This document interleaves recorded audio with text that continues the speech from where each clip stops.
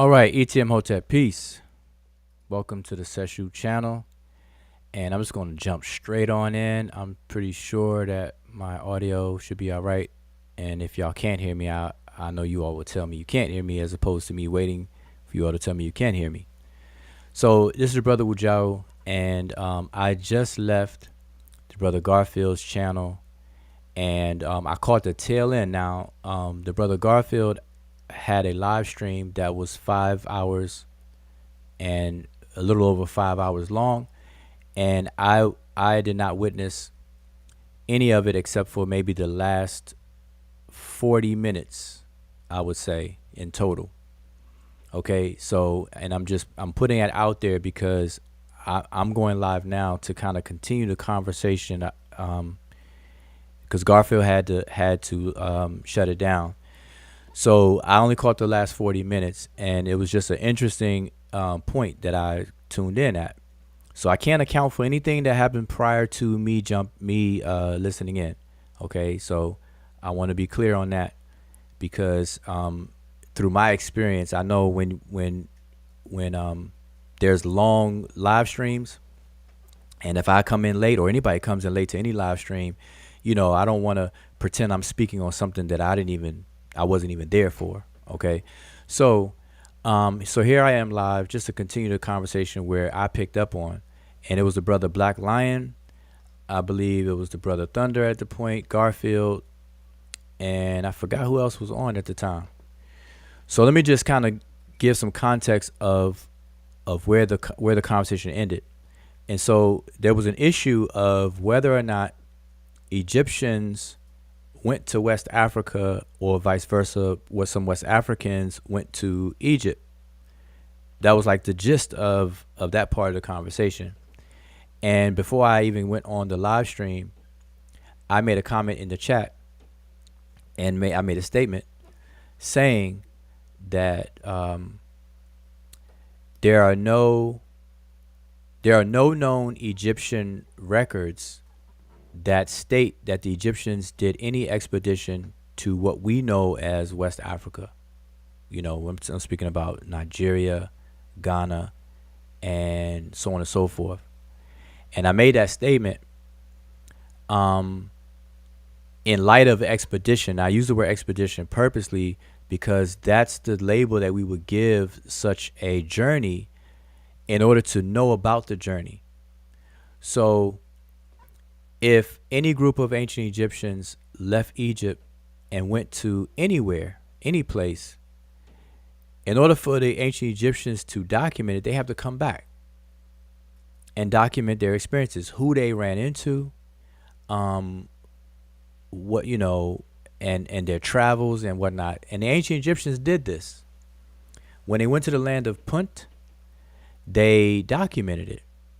They say they went to this land, they met up with these people, they traded these items, and they brought it back. And if anybody wants to look into that, look up Hatshepsut's expeditions under her reign as king, and many other places, within a certain range of ancient Egypt. So that's what I mean. There are well-documented travels of ancient Egyptians, but they're in the form of expeditions, in the sense that they go somewhere and they come back home and they document it. Now, what I also said is that anybody can leave anywhere and go anywhere. Like a group of ancient Egyptians can leave ancient Egypt and go anywhere.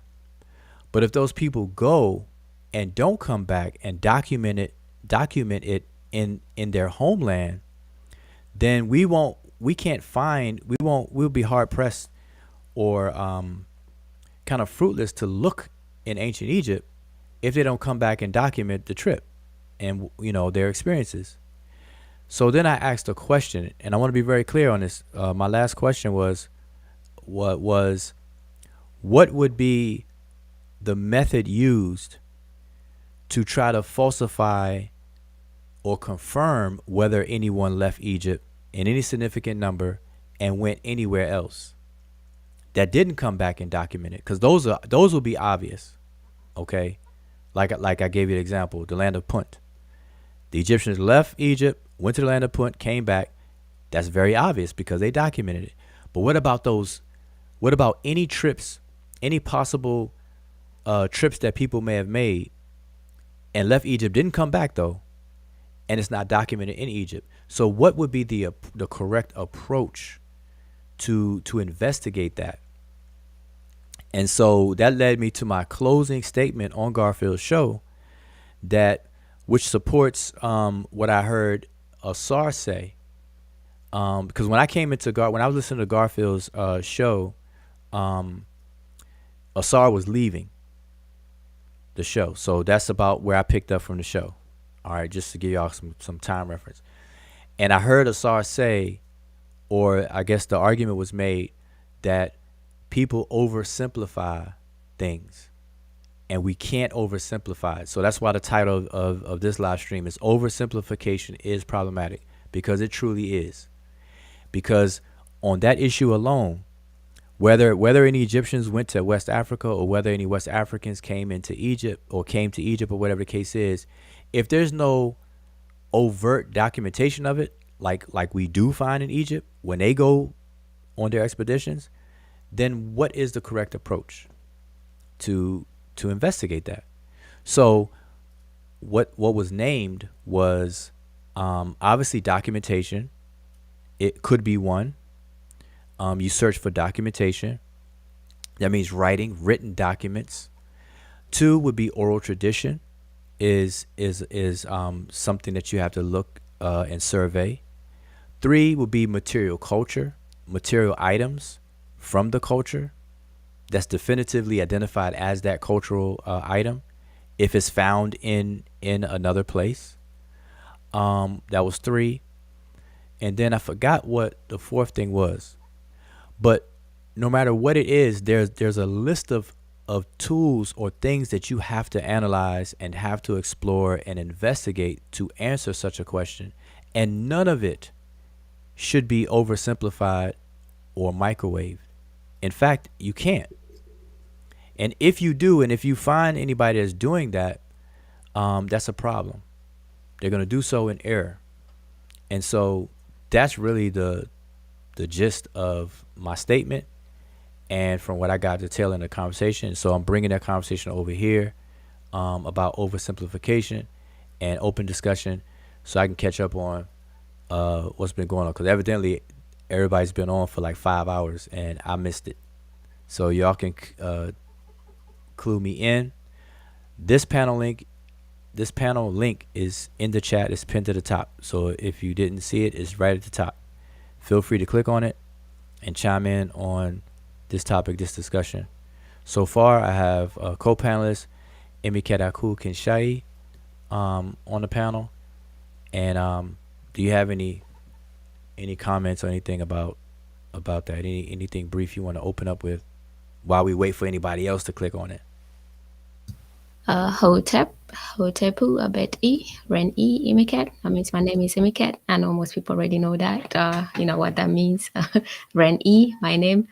And well, yeah, so the link is pinned above. I actually used that one, so it should definitely work for everybody. So since it's an open discussion, I'm looking forward to, people jumping in. But I think that whole comment by Asar and the title of this video pretty much summarizes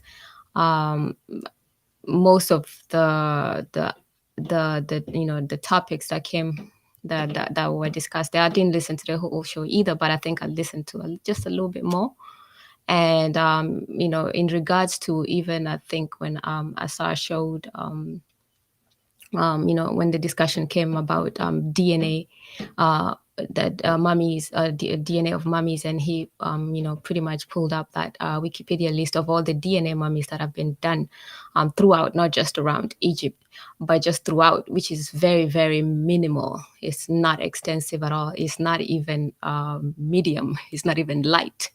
Is very minimal. And then counting through the Egyptian ones, and then looking at the time errors, because people do forget that ancient Egyptian civilization went through a lot of changes, and even with the languages that the Egyptologists were calling stages and whatnot, but also just with the influx of the different groups of people understanding the geographical location of Egypt.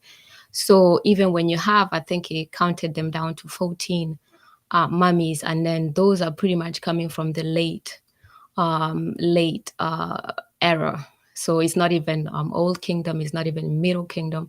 So and that's one of the oversimplifications that people actually do. They take about 14 mummies coming out of just a late era of Egypt, and then trying to impose whatever it is that they find on that as something that is generalized as factual throughout all the different eras of ancient Egypt. And this is what people do when they oversimplify something and really do not understand how to read or how to understand the data that they have in front of them, or the text, or the books, or the information that is being put forth towards ancient Egypt, and people just oversimplify.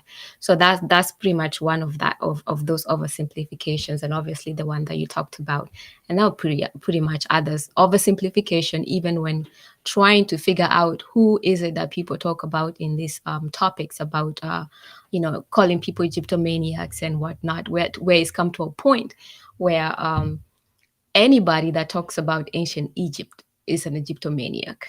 And I said, well, let me rephrase that. Anybody that is Black, because we do know for a fact that this is a field of study that is taught all around the world. There's you find Egyptology being studied in Japan, you find it being studied in Scandinavia, you find it being studied in all parts of Europe, Americas. So, but the fact that this is something that people talk about in those environments, but when Black people talk about it like we do, then anybody that talks about it in this point that is Black is termed Egyptomania. And all other titles that come with it, and not when you sieve through whatever it is, who is it really that people are referring to? It's a handful of irrelevant group of people that people have conflated into this thing. So those are just the whole conversation that actually really happened was show and prove of what Asa was saying is too much of a simplification.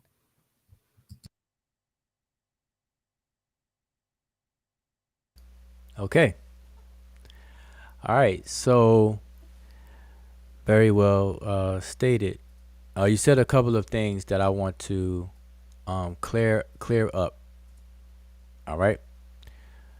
Let's start with Egyptomaniacs. All right. Egyptomaniacs. Let's start. I want to clear something up with that. So first, I'm going to share my screen. This is the Wiki free encyclopedia accessible to everyone and their mother. This is the entry of Egyptomania. All right, Egyptomaniacs are people. Egyptomania is the phenomena. All right. So just to quickly read through this, Egyptomania was the renewed interest of Europeans and Americans in ancient Egypt during the 19th century as a result of Napoleon's Egyptian campaign. During Napoleon's campaign, he was accompanied by many scientists and scholars, which led to a large interest after the documentation of ancient monuments in Egypt. The ancient remains had never been so thoroughly documented before, and thus the interest in ancient Egypt increased significantly. Jean-François Champollion deciphered the ancient hieroglyphs in 1822 by using the Rosetta Stone that was discovered by French troops in 1799, which began the study of scientific Egyptology. So, what does that mean? People are using Egyptomaniac as a pejorative now, which is really silly because Egyptomania was the renewed interest in ancient Egypt. Now, what this Wikipedia will probably go on to say, which I'm not going to read the whole thing, is that Egypt was a focal point for ancient Europe in Greeks and Rome. Okay, we all know about the Greco-Roman era of even ancient Egypt, the Ptolemaic dynasties, and so on and so forth, right? But then it died down. Europe goes through a renaissance, and then the intellectual guilds and stuff in Europe, they started to refocus on their classical civilization, which would be Greece and Rome. And in the Greek text that they were dealing with, they gave a lot of props. They, meaning the Greeks, they gave a lot of props and spoke highly of ancient Egypt. So in Europe, at this later time, there's a sparked interest. You add that to Napoleon's military campaign with the scientists and scholars coming back confirming the greatness of Egypt in terms of its monuments and documentation, the redrawings that they did, and the whole survey that they did, and taking it back to France and it being disseminated among the intellectuals. It created what's called Egyptomania. All right. And so then the race was on. Just like the United States of America and the Soviet Union at the time was moonomania. They had a race to see who can get to the moon the first. See who can be first to get to the moon, to travel to the moon. And there was a race. Who could get there first? And so just like the United States and Soviet Union at the time was racing to get to the moon and putting resources behind it and so on and so forth and everything, what happened was France and Britain raced to see who can unlock the mysteries of ancient Egypt. And so this is why you have the race to to decipher the hieroglyphic writing, because they knew that the key to understanding Egypt was in those pretty pictures that they saw. Okay, that they know as hieroglyphs. And so there was a race. So you have Champollion and you have all the others that were racing to try to decipher the hieroglyphs, which culminated or led up to Champollion getting the credit for the actual decipherment in 1822. And from that point forward, it was on and popping, because Egypt was now unlocked. And that started Egyptology. So Egyptology has its genesis in 1822. So when people today using the word Egyptomaniac, it really means nothing. But people try to use it in a pejorative way, or as a put down against people who talk about or discuss Egypt. So it's just real silly. And so I'm only saying everything I'm saying so that maybe we can cut that silliness out. All right, choose something else. As a matter of fact, instead of saying Egyptomania or Egyptomaniacs and stuff like that, why not attach a person to the claims that are being made and deal with the claims? That would be my recommendation to the entire online community, to do that, rather than create these terms that do nothing for the advancement of knowledge at all. All right, so that I wanted to speak on that, since you brought up Egyptomaniac and whatnot. And I also heard a new term coined the other night or last night or whatever, Rodney Kemet. Like what is that? Rodney Kemets. That was crazy to me. All right. So that was definitely crazy. So we got to cut those things out. All right. We got to cut those things out. We got to start separating people from other people. We can't just do these broad sweeping statements and things anymore. That's not going to get us anywhere. All right, start naming names, attach names to claims, and then deal with the claim. Do it respectfully. You don't have to attack the person. Attach the person to the claim, and then just focus on the claim. And I think everything will be all right. Okay, so that's about Egyptomania, Egyptomaniacs, and whatnot. Because at the end of the day, everybody is an Egyptomaniac, because ancient Egypt, is so popular, is so romanticized, and is so commercialized that you see it everywhere.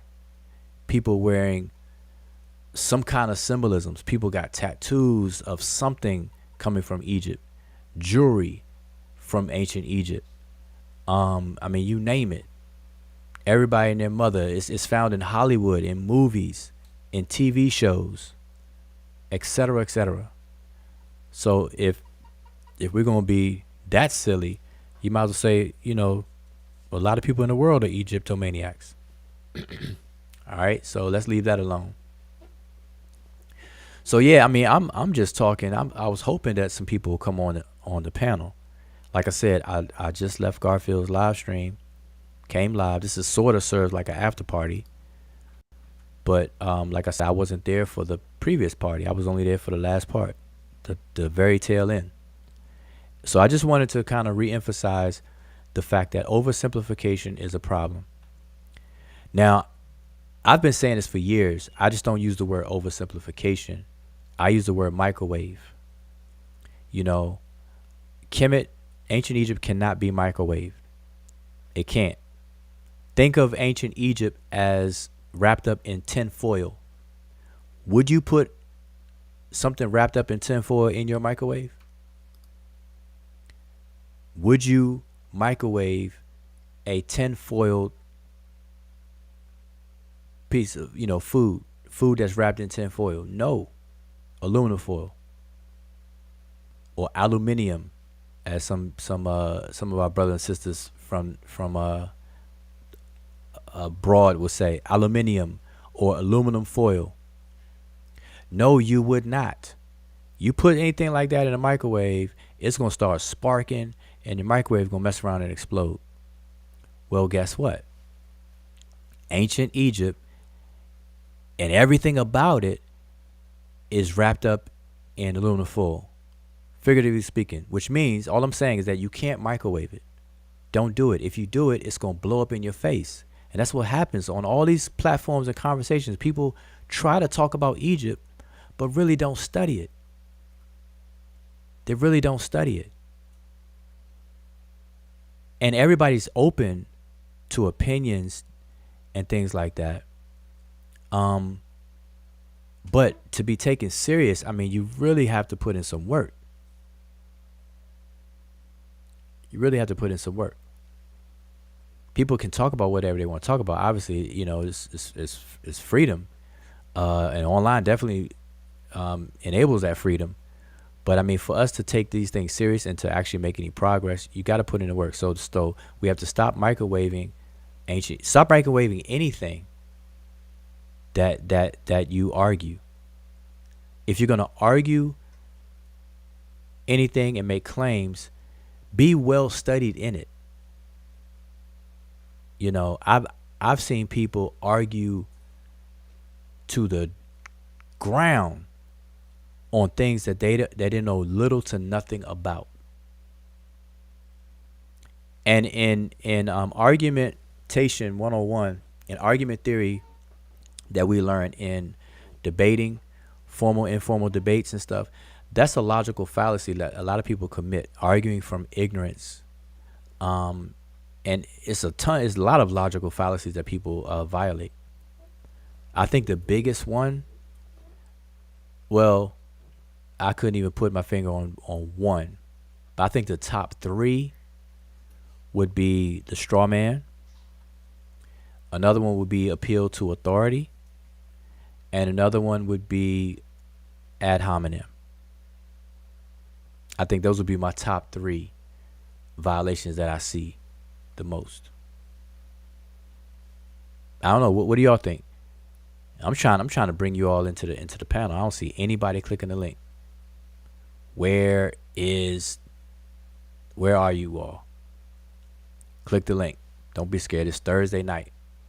What else you got going on? Yeah, click the link. It works. I use that link actually to get on a panel. So, it would be interesting to hear people's thoughts because let's face it, this is something that people like to talk about a lot until it's really time to really talk about it. I guess like you always say, everybody's got Egypt in their mouth or Kemet in their mouth, but everybody don't really have Kemet in their mouth like that. Like if you're really gonna talk about it, then just invest the time to actually study it. And just any language. I would actually encourage people just in general, even when talking about different other African cultures. Because one thing that is definitely a fact and is for sure that the way, like we always say, the DNA, language is the DNA of a culture. So that's your key to understanding the culture and its worldview and what's not. But I find it very interesting that a lot of people like to talk about all this even just in opposition, because people like the opposition part a lot, where it's like it's either Egypt or it's West Africa or it's maybe other parts of Africa, but mostly we hear about West Africa. But it's not too many people that actually invest the time to actually even study or learn at least one West African language and then get really into that culture through the language, whatever West African culture they're studying. So, and language and culture is not microwavable. And, and now when you're talking about any language, any African language, but it will be quicker to learn other African languages, obviously, because those are living languages that are easy to get to. But you can imagine how it is when you're talking about, a civilization that is, like it's a dead language, this is considered a dead language. So it makes it all the more difficult in that sense. So you can't really microwave it, but yeah, just the laziness really do need to stop when talking about African cultures, period. Yeah. So click the link, y'all. Or else I'm gonna keep on rambling. I don't know if you all would just want to hear me talk. So that's fine, cause I'm a talker. I will talk. So that's that. So that's the Egyptomania. So hopefully you all are clear on that. All right. So when people attempt to use the word pejoratively, I mean, let's not keep creating that. All right.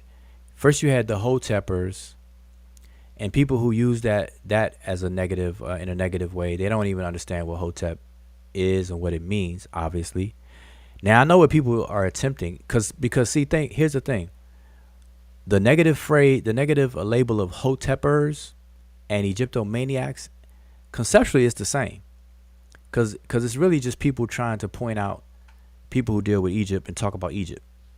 That's really what it all boils down to. If you talk about Egypt, you're a Hotepper. If you talk about Egypt, you're an Egyptomaniac. That's what it boils down to. It boils down to that little surface, very shallow way of trying to lump everybody. And that's really lazy and an easy way out.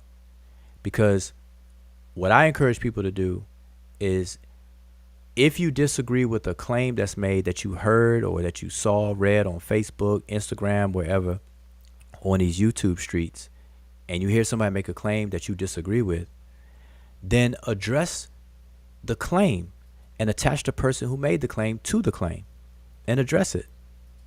Don't just go from somebody making a claim and then all of a sudden broaden it out and taking out your big witch's broom and just broad stroke everybody up under the same label. I have that issue all the time. Every now and again, but all the time for years. People will assume, like, I'm gonna give you a perfect example. Um, Everyone knows me by the name Wujau. My name is a Rani Kemet name, an ancient Egyptian name. It comes from the same word that people use all the time when they say Unk Uja Seneb. That phrase y'all hear, Unk Uja Seneb. That middle word, Uja, people pronounce it as Uja, but it's really Weja. and it comes from a word that means prosperous or to be sound. My name is is a form of that word, Ujau, stative to be exact. And people assume because I use this name that I think that I am ancient Egyptian. And then they lump me with others who really may think that. And then the conversation starts there, already with that assumption and that bias. And they try to approach me as if I'm like the other people. But now, within the first 5 minutes, they will quickly learn that I'm not that, as long as they let me talk. And that's another problem in our community. People don't know how to converse, and have, communication skills are just shot. But they'll know that I am not ancient Egyptian. Okay? African Americans are not ancient Egyptian. So let me just tell y'all, make that disclaimer on my stance. Y'all have heard me say that before, and if in case you didn't, you just heard me say it. African Americans are not ancient Egyptians. Oh, and that brings up a point. Who was on the panel? I think the brother James. Now, I wasn't on the panel, or was when I came in, because when I first tuned in to Garfield's show, it was live, but I pulled back the playhead just to try to catch up, because I came in the middle of a conversation, so I pulled back the playheads just so I could see where that part of the conversation began, and I think it was a brother named James on the panel that one of his issues was that if somebody were to come into the conscious community for the first time, come into conscious community, he said it seems like they only have two or three options of identity. Either they're told that they're a Moor, with the Moorish doctrine, that they're a Moor, or that they're an Egyptian, or West Africa. I think he said three. And if I am misquoting him, forgive me, but I'm paraphrasing. That's the gist of it. And so when he said that, when I heard him say that, in my mind, that's what made me like, okay. I said, man, I would love to make a comment on that, because here's the thing: as African Americans, we do this because of an issue, but it exposes itself in what the brother said. So he said when people come to the conscious community, as far as identity goes, they got three choices. You either a Moor, or you're ancient Egyptian, or West African. You talk about West African things. But when he said that, I'm like, where's the African American thing? Why can't we simply identify as African Americans? What's wrong with that? And so that puts it right in your face that, okay, wait a minute, here we are as African Americans, but yet when we enter the conscious community, we got to be other than African Americans. Why do we have to be other than African Americans in terms of identity? And so we can probe that question, and we know that it's a result or consequence of the transatlantic slave trade and the kidnapping of West and Central Africans being brought over here to the Americas, specifically the United States of America, or the colonies at the time, who built this country. But we're generations away in the downstream of that. And we have created our unique experiences here as an ethnic group called African Americans. What is wrong with identifying as such? Why do we have to be Egyptian? Why do we even have to be Moors? Why even be West Africans? And so I'm going to share this. I'm going to share what I shared the other night. This social experiment I did about 2 years ago. And this is what I did. I approached a few African Americans Okay. And I asked them, I went down a list of the 54 countries in Africa. I went through all 54 countries and asked them if they are that. So, for example, I said, "Are you Kenyan?" And the person said, "No." "Are you so and so?" I went down the whole list, and without exception, every single country that I named, they said no. They're not that. That's not them. But I asked them, "Are you African?" And they said yes. Without exception. They said yes. So they said no to any of the countries, being a member of any of the countries or being identified like that. But they said yes to the whole continent. Now, that's very telling. That's very telling. And that deserves a whole conversation about that. Is that here it is, we can't or we don't identify with any on the level of more specifics, but on the vague level of continent, we identify with on a continental level, but nothing below that in the more details. Remember, the lower you go in the hierarchy, the more detail you get. And the higher up you go, the more vague you get, or the more inclusive. That's called taxonomy. That's the hierarchical taxonomic structure. Okay, same thing in biology, where you start at life, then you come down to the kingdom, then the domain, and so on and so forth, all the way down to the species, and then the bottom one is the subspecies. The higher you go, the more inclusive things are. The lower you go down, the more exclusive you are. And so for example, in Kenya, okay, so we have the continent of Africa. That's vague. That's the continental level. You go below that and you talk about Kenya. So then you have Kenyans, people who are members or nationals of the nation called Kenya. Then you go below that level within Kenya. Now you have tribes or ethnic groups. So you have Kikuyu, Luo, Luya, Maasai, etc. They're all Kenyan on the bigger level, on the level above that, but on that level they're distinct. So there's a level of sameness. They're all Kenyan, but then you go below that level, they're distinct. The Luos are not the Kikuyus. The Kikuyus are not the Maasai. But guess what? The Luo, Kikuyu, and Maasai are all Kenyan. And they're proud of it. That's what unites them, their differences on a national level. Now, below ethnicity or tribal level, you have clans.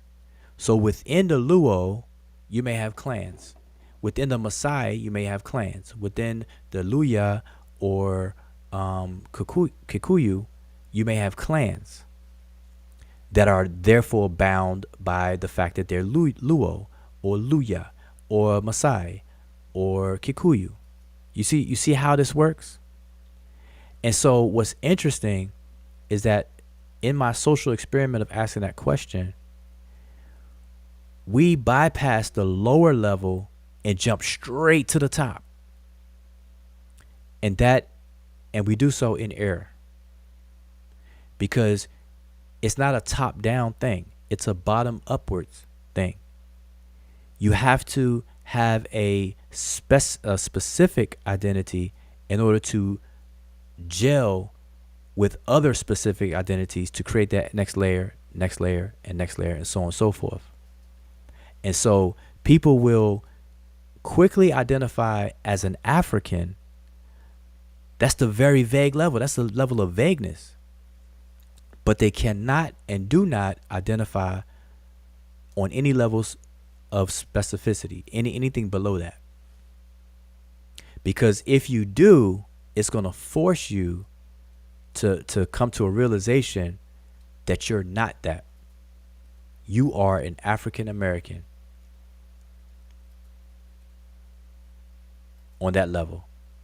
And we're African in a sense that we have recent ancestry from the continent of Africa. But that's on a biological level, and that's for a biological conversation that people don't know how to separate. So when people say that, hey, I am African, like if you listen to an African American saying that he or she is African, when they say that, they are speaking on the level of biology.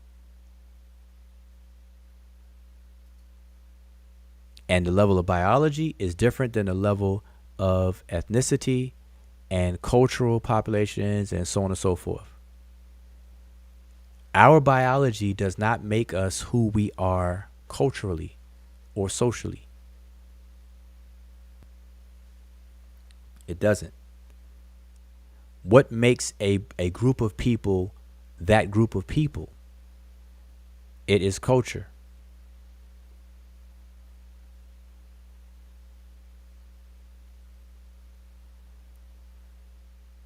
I hope y'all understand what I'm saying.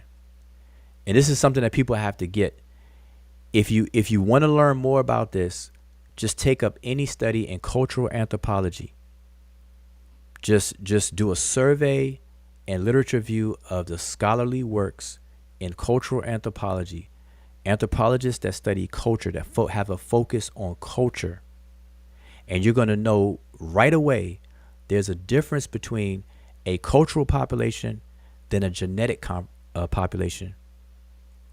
It's not one for one. Under anthropology, to solve anthropological questions and things like that, there are many tools to use, and genetics is a tool in the tool chest as a proxy to help piece together the realities of history and so on and so forth. But the fact that people default to genetics when you ask them questions about identity is a serious problem, because identity is not relied upon in DNA. And I need to remind everybody that the human genome was not even mapped until 2003. Most of it, not all of it.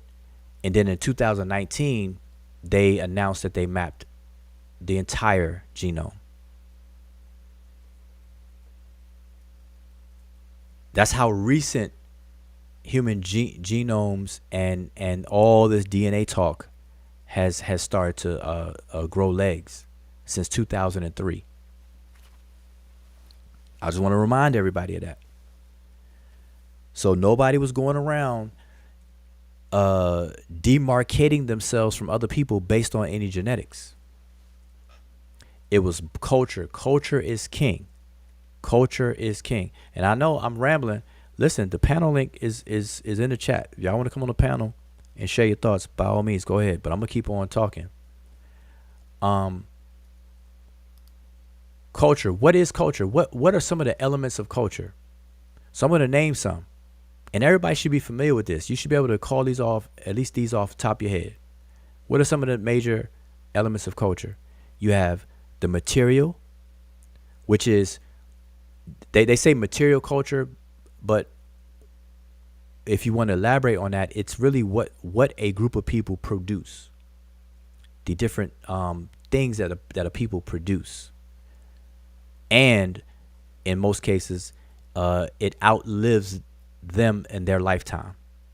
This is what archaeologists discover when they do excavations. They discover material culture. These are artifacts and things that outlive the human lifespan. Okay, or they survive. You know, that becomes detectable and findable. They can find these things. So you have the material culture. Then you have language. Then you have what's called aesthetics, which is how did the people see beauty and non-beauty and structure and order. Then you have education as an element of culture. The transmission of knowledge. How was that done? What is the pedagogical system among that group of people. Then you have religion. What are their contracts? What are their social contracts? What are their obligations? What is that group's obligation? That's religion. Then you have the attitudes and values that people have. What do they value? What is their hierarchy of value? Did they value food production higher than, technology, gadgets and stuff? Or what was the hierarchy of value, their value system? And then another one that you should know is social organization. How was the group even organized socially? Did they have a class system? Did they have a hierarchy? Did they have a leader? Did they have an administrative body? Did they have, what was that about? These are all cultural elements. And if you collect and gather all of those cultural elements up, that is what determined one group of people from another. And I see we got one person. Let me move this chat off the screen. Peace. All I see is AM, so I'm just going peace to the AM. Hey, what's up, Uja? This your brother Ngozi. How you doing? Hey, all right, Hotep. And goes Hotep. How you doing? Uja Seneb, as you say. Hey, yo, Yep. I just wanted to say, would you agree that New World African American Creole people, this is the nomenclature that I like to use, have an exterior African culture that was formed in the New World? Even though, as a nationality, they can be considered American, which they are, because they put in work, they built it. But the culture that they have, because they come from a hybrid cultural society, couldn't it be considered exterior African culture? Because these were a mosaic of Western Central Africa that was put in the New World, created a new form of living, created a new way of doing things. But these were Africans that were going through it. And they are the foundations that formed, the New World that we know. America was established in 1776 as a whole, public on the surface. But these were Western Central Africans that was put in a situation, and they played a role in building it, and they should take pride in it. So would a banner like Newark, New World African American Creoles, represent the model of African Americans in having an exterior, even though it's not a continental African culture, but it's an exterior African culture, because these were Western Central Africans going through it and still retain a lot of their customs from back home in the New World. Could we say that? Yeah. Okay. So I think on your concept, I agree. Like obviously anybody, we could work out any labels and stuff like that. So if we ignore the label, because you said you use that term, but the concept that you're saying is on point, and I'm gonna say why. Because remember, the core meaning of culture is an environment in which a living organism can thrive, and that's the definition of it in biology, when they put cell cultures together and whatnot in the bacterium and stuff like that. When it grows in a culture, the culture itself is an environment in which an organism can thrive. And so we take that in a figurative way and apply it through anthropology and say that when a group of humans come together, the culture is that environment that's created among that group that allows them to thrive and prosper and live. And so to tie it into what you're saying, when our ancestors, our recent ancestors, were kidnapped from Western Central Africa and brought to a new environment, which was literally a new environment, as well as new circumstances, because now we got the situation is totally different, the circumstances are totally different, everything like that. We're gonna make adjustments to create and solve problems based on that, which therefore gives birth to a different culture, a different environment, which is an environment for us to thrive. And so we did our best to thrive, and that's what we've been doing ever since. And so that is distinct and different from places on the continent of Africa. So we obviously there's going to be some overlaps and some sharing, because there's gonna be some carryovers, but in totality, we are gonna have a new culture because we have new experiences. So I agree with you. The African American experience is unique. We are unique on the planet based on our experiences. Yes. So that alone, my brother Wujah proves that the African American is its own ethnic group, just like the Yoruba have their own ethnic group, Igbos and different groups. It's 41 million African Americans. So Yeah. this in this new world, they're their own ethnic group. And if you look up the numbers of African Americans, them alone it's more African Americans alone single handedly than the Yoruba. Meaning that we are our own unique ethnic group. Today that's Yes. distinct based off certain things, and we all understand evolution in science. So I feel you on that. People should take pride, not to denounce us from being Africans, but we have an exterior African culture that was formed in the New World, and we know that organisms that stop adjusting because they have been misplaced. They learn to adjust to new situations. This is part of life. So with that being said, I think that we should take pride in what we have done in the New World, taking pride in being what we know as American as a nationality, because you're the foundation of it. But that doesn't denounce the African in the sense of us being Africans. We just our own ethnic group, and we have an exterior African culture, and we absorb new things, and that's part of life. You know what I'm saying? Right. I'm saying that's 100%. And but I think it's a hard pill to swallow though, because we do suffer from an identity crisis, and this whole topic is about identity, and Yeah. people, we have a tendency to try to identify with something other than what's right here in front of us. And one of the reasons is not the only by far, but one of the reasons is because the whole topic of slavery is a big L for us. Like our ancestors, like that's like one of the worst events in human history, the transatlantic slave trade. And so nobody wants to really face that and deal with that. We want to kind of push that in the back of our mind and don't talk about it. I mean, whenever there's a documentary or a movie made about slavery or a slavery topic, you see all on the internet like, oh man, here come another slavery movie. People complain about that, and so we never really deal with it. So we tend to want to reach back and Sankofa the heck out of stuff, and become Yoruba, or become Egyptian, or become Moorish and whatnot. Like we want to identify with those things and really don't understand how culture works. And I say this, and people get offended because I have a lot of friends. I know a lot of people who are African American, but they convert to Isheshe and the Ifa and the Yoruba traditions. But I use the word convert, and that offends some people. I noticed that it offends some people. Like, well, I'm not converting. This is where I'm from. Like, no, you're converting.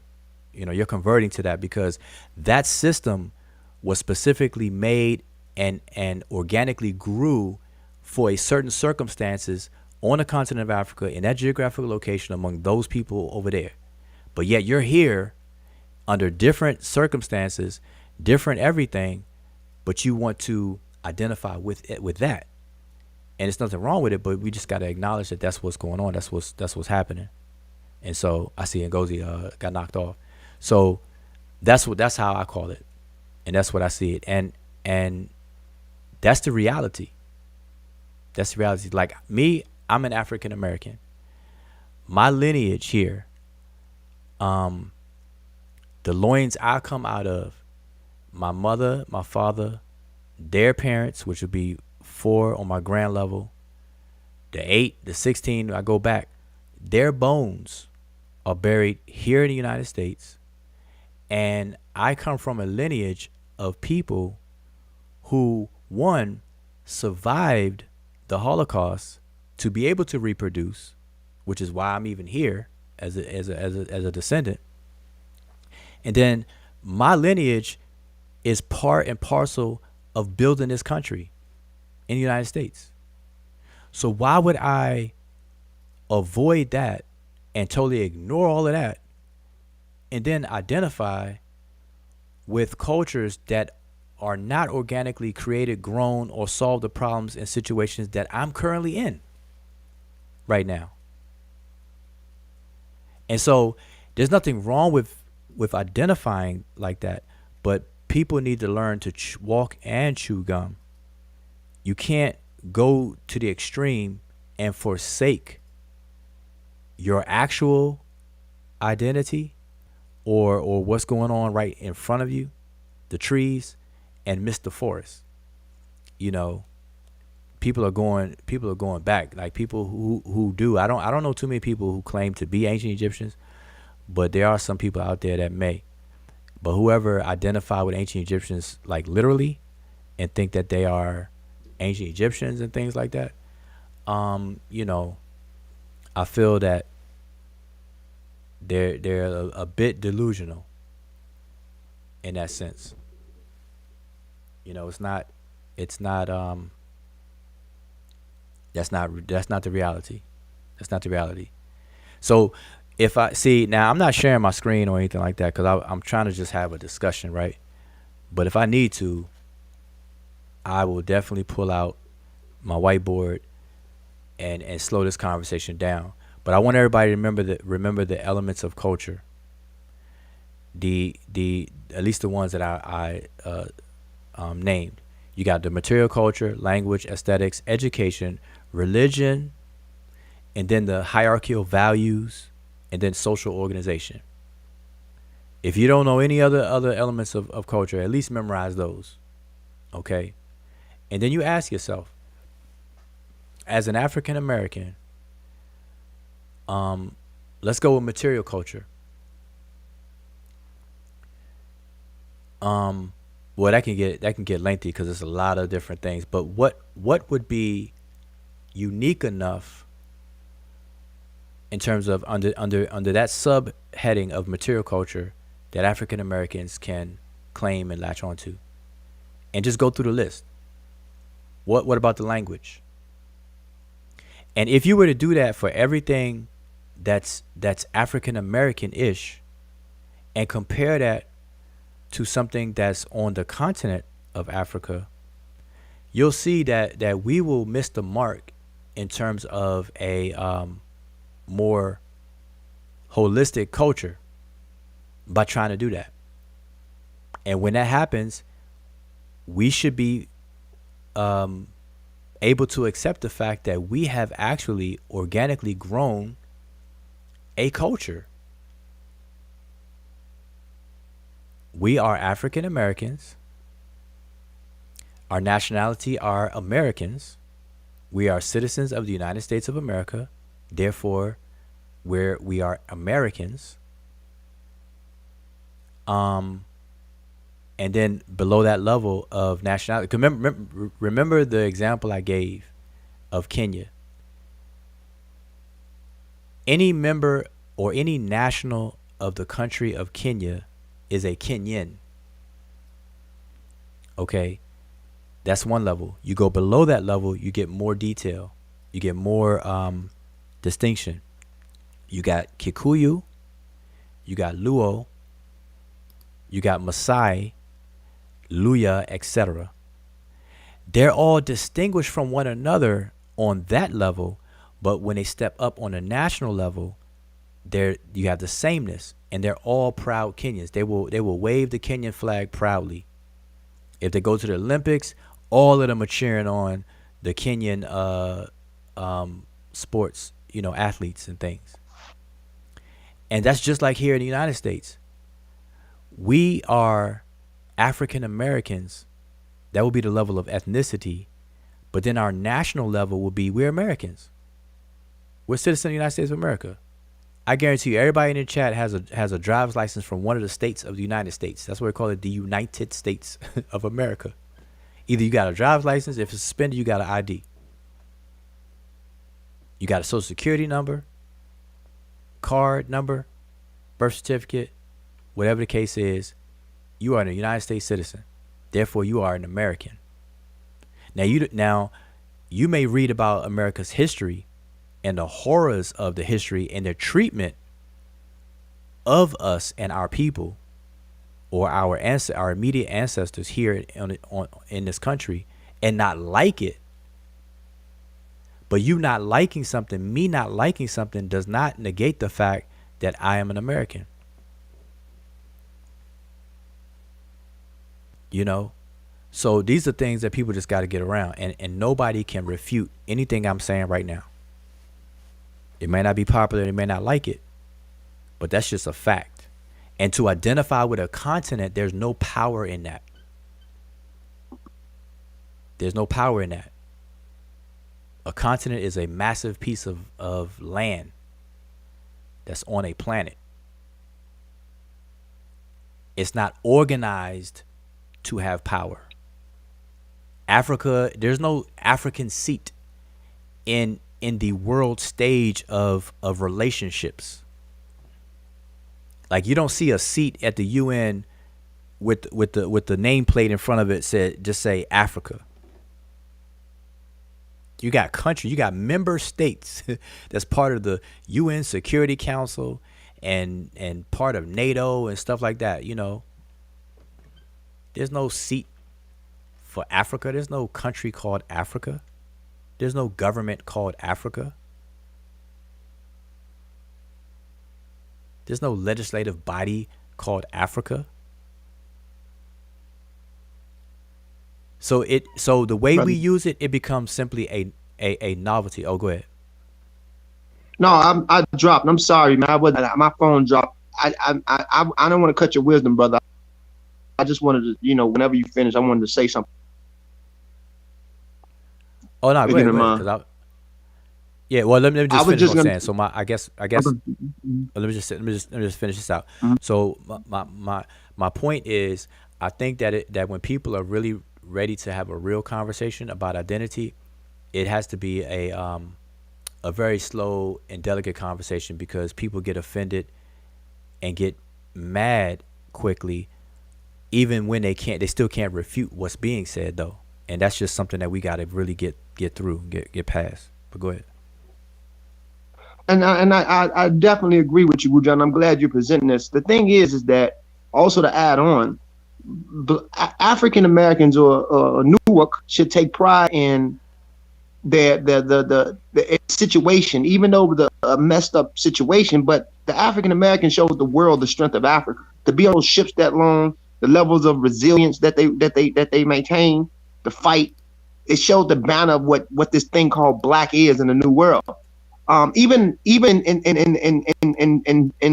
linguistics, and you deal with language, have our own dialect of English, AABE. We should take pride in that. And alone is its own thing, you know. And I speak culturally, because African American culture.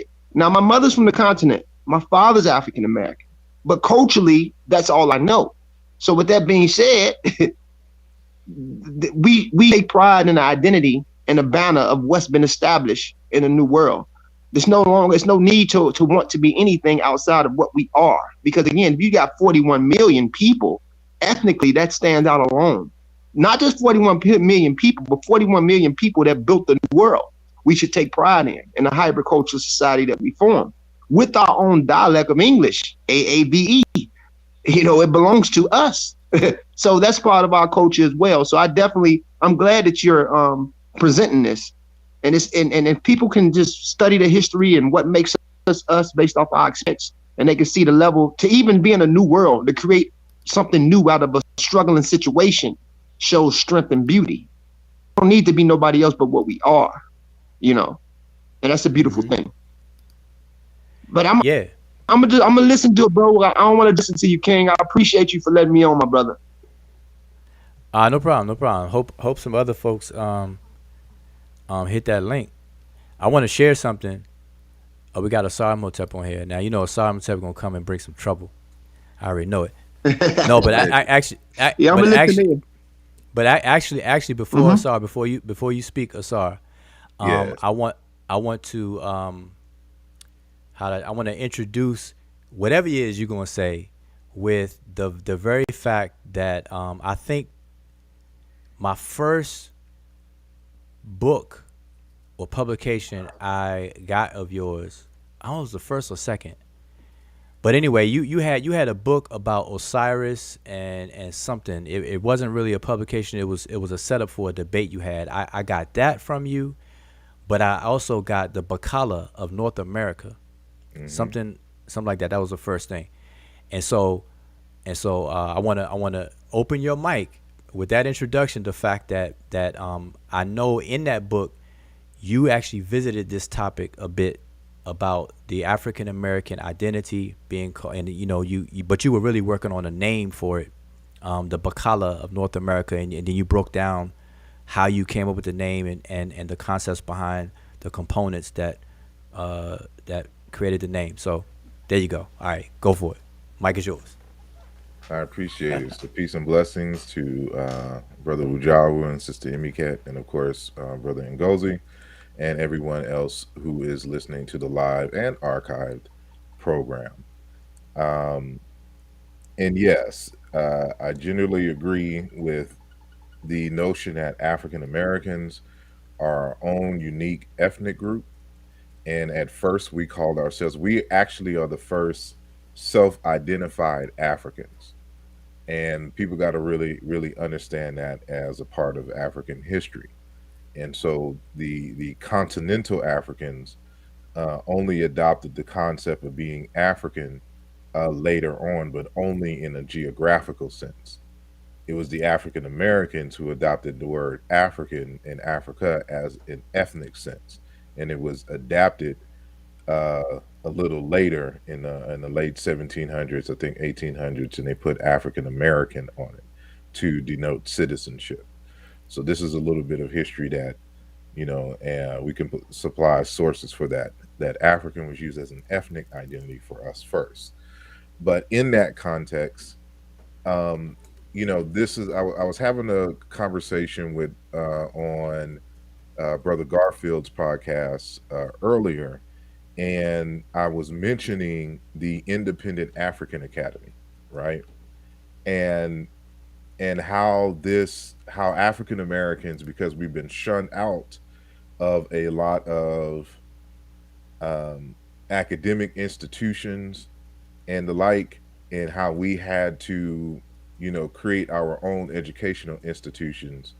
And there has always been a communication between those in what we now call the communiversity uh, and the university, right? And so a lot has happened within that tradition, and um, so the aspect or the concept of identity has been a long discussion throughout African American history and Africana studies in general. And so I was hoping to be able to share my screen, and so it's ironic that you mentioned that. um, the Bacala of North America, that was my first attempt at trying to address the identity crisis, but there was a lot that went into it, and I wasn't just randomly selecting a name, right? And so before I go there, I want to share this screen here. And so in Africana studies, we have settled on an understanding of seven aspects or seven core areas of culture. And so I'm sharing my screen here, and Yeah, it it's was it's up. on. Alrighty. So I was so part of that discussion in the Bacala of North America was the looking at our aspects of culture, and then having the debate on whether we had a culture ourselves. And are we calling culture those maladaptive responses to being oppressed?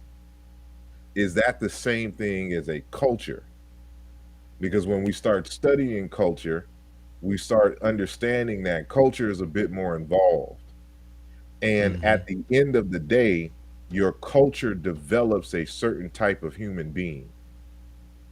It is set up to produce a certain type of human being. And when you ask that question, well, what is the ideal human being amongst African Americans, and what is the name for that human being? Can we answer that? Right. That well, let me just say this. That touches on what I said earlier about the core definition of culture, like Hmm. the environment in which an organism can thrive. It's like the Exactly. biological definition that got used and repurposed, among anthropology and stuff. The topics. Yeah. So within that conversation, this is why these 7 areas of culture are very significant, especially for those of us in Africology and Africana studies. And so we label them as history. So I think Ngozi touched upon that in terms of your most recent history and memory, and how you tie yourself to that history and a group of people and ancestors. Then there's mythology, right? And mythology are those creative ways in which you transfer values and ideas from one generation to a generation, right? Then you have what we call creative motifs. Those are your aesthetics. What is it unique in terms of your dress, in terms of your artwork, in terms of your music that uniquely identifies you as a group, right? Those visual and observable aesthetics of a population, right? Then you have ethos. Those are your values. What are your core values? And how do you pass that down from generation to generation? Are these values that were given to you by other groups? For example, Christianity, Islam, or just, the European enslaver? Where did you get your value? Or is your value something that you retain as a result of, being brought here, from the homeland, right? Or those values that you developed as a result of just experiencing what you experienced. So this is attached to your history. Then there's your political organization. How are you politically organized as a group? What is your social organization and hierarchy? How's your economic organization? When you start putting all of this together, and you start talking about your culture, you know that African Americans really don't have a culture just yet. It's in the making, because prior, to us, having the freedom to be able to develop these ideas in things, we were, just trying to survive. So a lot of our so-called culture is maladaptive responses to oppression. And this is something that we debate all the time in Africana studies, That's and peace. and how do we move forward from that? So with that, that's when I was like, I need to utilize all of my studies and help in this particular endeavor. So, what was the Bacala of North America, in suggested in that 2008 book, I have reanalyzed and kept some of that, and provided and suggested a new name. I'll be writing a book, on this, and I say the Ba and Kole, or Ba and Kola, as a label. And I also created a totem for us, which is this sun with this particular unique spiral. So this is grounding us in terms of a label from on the continent that has cognates all across the continent, that links us to everybody, and that directly ties us in terms of ideas. For example, like I mentioned on Garfield's show, that my family is kind of centered and rooted in Louisiana, especially in Opelousas, and in New Orleans. I personally was born in Florida, but that was a result of military actions. So I was only there for like 3 or 4 years, and then we moved to New Orleans. Back to my dad's from New Orleans, and from there we moved to Houston, and then in high school I moved to San Antonio. I stayed 1 year in New York at a young age. I don't even know if that really counts. Went to college and went back to Houston, and now I'm in Philly. So but my core people is in Louisiana, and a lot of people from Congo ended up there via Haiti, right? And so there's a lot of Congo tradition. They even call it an area there Congo Square. You even have a Congo prison, right? That's in there. And so I drew from a lot of Congo traditions, but understanding that from my larger work, the relationship of Bantu culture to everybody on the continent itself. So there's linkages, we're grounding, but understanding that we're doing something new and unique here, but doing stuff that we've done on the continent and bringing it here. So now we have to organize those things. And so I think it was Brother Ngozi who mentioned, in terms of documenting the characteristics and understanding who we are here, that work has already been done.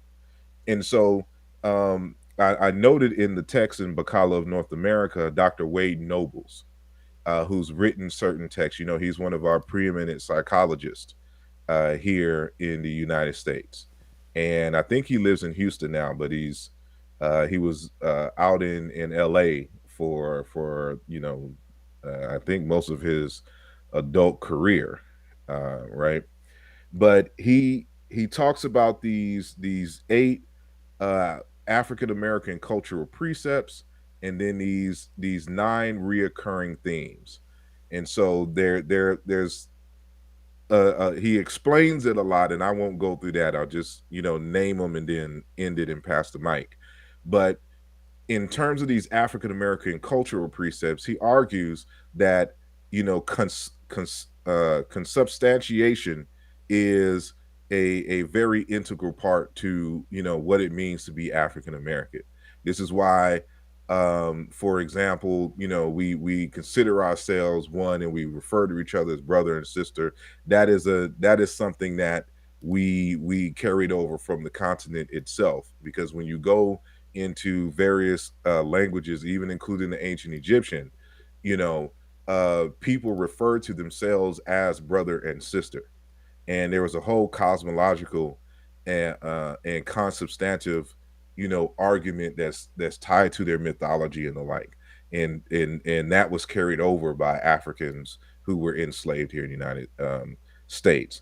And then interdependence.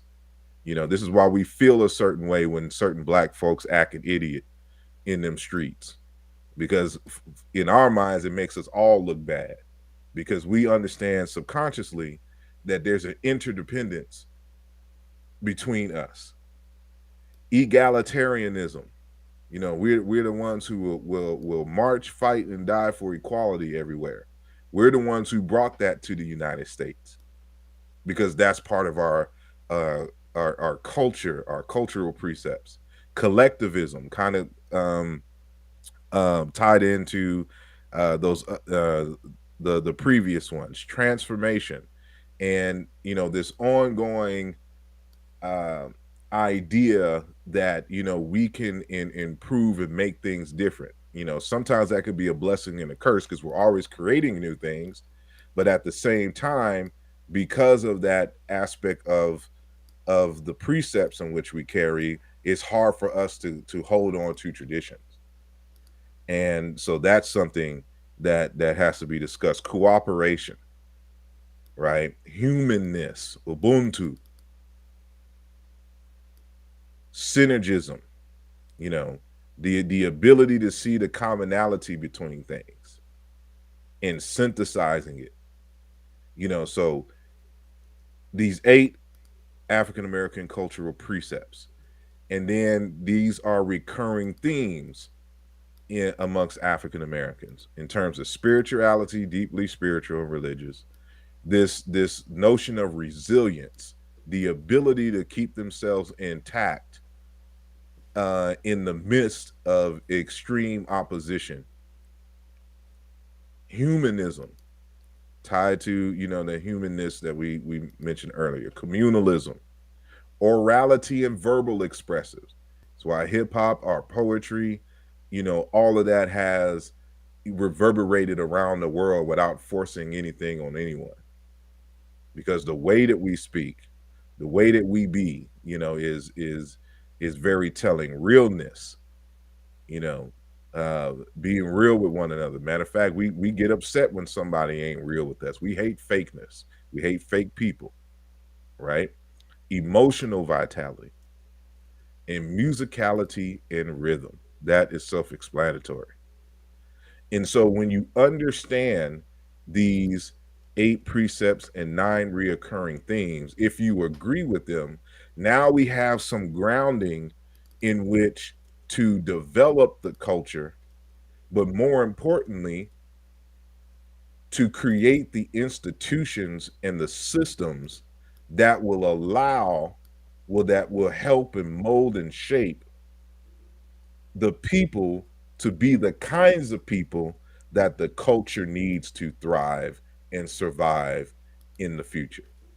And so with that said, I'm done. Yeah, you said a lot, but that's you know, you laid it out. Yeah, and that's why I went back to the Bacala of North America, because I know that was your first. That was when was that? That was like what, 2007? Yeah, it was published in 2008 though, but that's how long ago it was. Yeah. And I read that, and it was good. I mean, and that's been my sentiment all along, in terms of, by sentiment I mean, you know, I understand the layers. Like, you know, I really understand, you know, when I say ontology and then taxonomy and this hierarchical system that humans do naturally. This is something that we do by default, where we categorize our existence, and then we have a value or hierarchical system within it. And so biological taxonomy is a prime reflection of that, where you start off at the top layer of life, which is all inclusive of everything living. And then as you go down the y-axis, because you got x and y-axis on the grid, you go down, you're getting more specific. And the more specific you get, the more exclusive you get, you know. And so, and that's biological observation. But then you have the same thing socially. These social constructs work the same way. So you got the level of earth, you know. Hold on, let me put my screen up. It's the same thing. While I'm saying it, I just want to show it. Where is that? I had it up. Yeah, right here. Let me just put this, make this big real quick, so everybody can see it. And this is from a previous conversation. So y'all know, as I talk, I use a whiteboard and type this stuff out. So this is from a conversation I had online some time ago. But notice that just like biological taxonomy, we have a social thing going on, the same thing. So we have the top layer would be global, you know, Earth. All of us are united at that level because we all are residents of the planet Earth. You know, so we would be Earthlings if we had to create a name for that level, Earthling. Then, in terms of us, on a continental level, we have a continent level because we got many continents on planet Earth, and none of us are living in the ocean, so we say continent. So our continent would be North America, versus another continent like Africa. So on a continental level, we would name ourselves American. That's the label, you know, that's dominant. And then on the continent, you got Africa. Then you drill down more, you got the level of country. So we're United States of America, and I just picked a country in Africa, like Kenya. So on that level, we would call ourselves Kenyan, and on the country level, we'll say that we are American. The continent, I said American too, but this would be North American, just to be clear. And right here, we say American. For some reason, we abbreviate. We say you don't say United States of American. We just say American. And then below that, we have tribe or ethnicity. Over here, I left this blank because as you said, we're still in the process of accepting and developing a a level right here. But in Africa, they already have those levels solidified. So you have Luo, you got Kikuyu, in Kenya, we got Luo, Kikuyu, Luya, Masai, etc. They're already solid right there. And then what I don't have on here is even below that you have clans. So you have among the Luo, you may have different clans, which are like family, more immediate family structure. And so you got clans. And so this is the same system. And if people can embrace this and get an understanding of it, I think we can make some headway to purposely do things instead of kind of be random and kind of wayward with it, like we've been on a collective level. You know what I'm saying? So people like Dr. Wade Nobles, and you had Milana Karinga on the screen as well.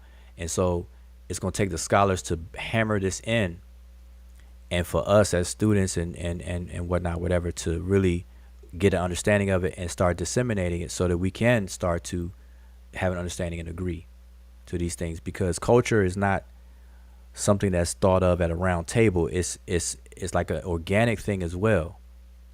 It has some direction to it, but then it has a organic properties of what comes out, and people got to understand that. So anyway, so that's along the same thing. And now notice that none of this is genetic, At and all. so right, and so I have genetics over here because this is the mistake we make, because we don't understand social taxonomy like we should, biological taxonomy.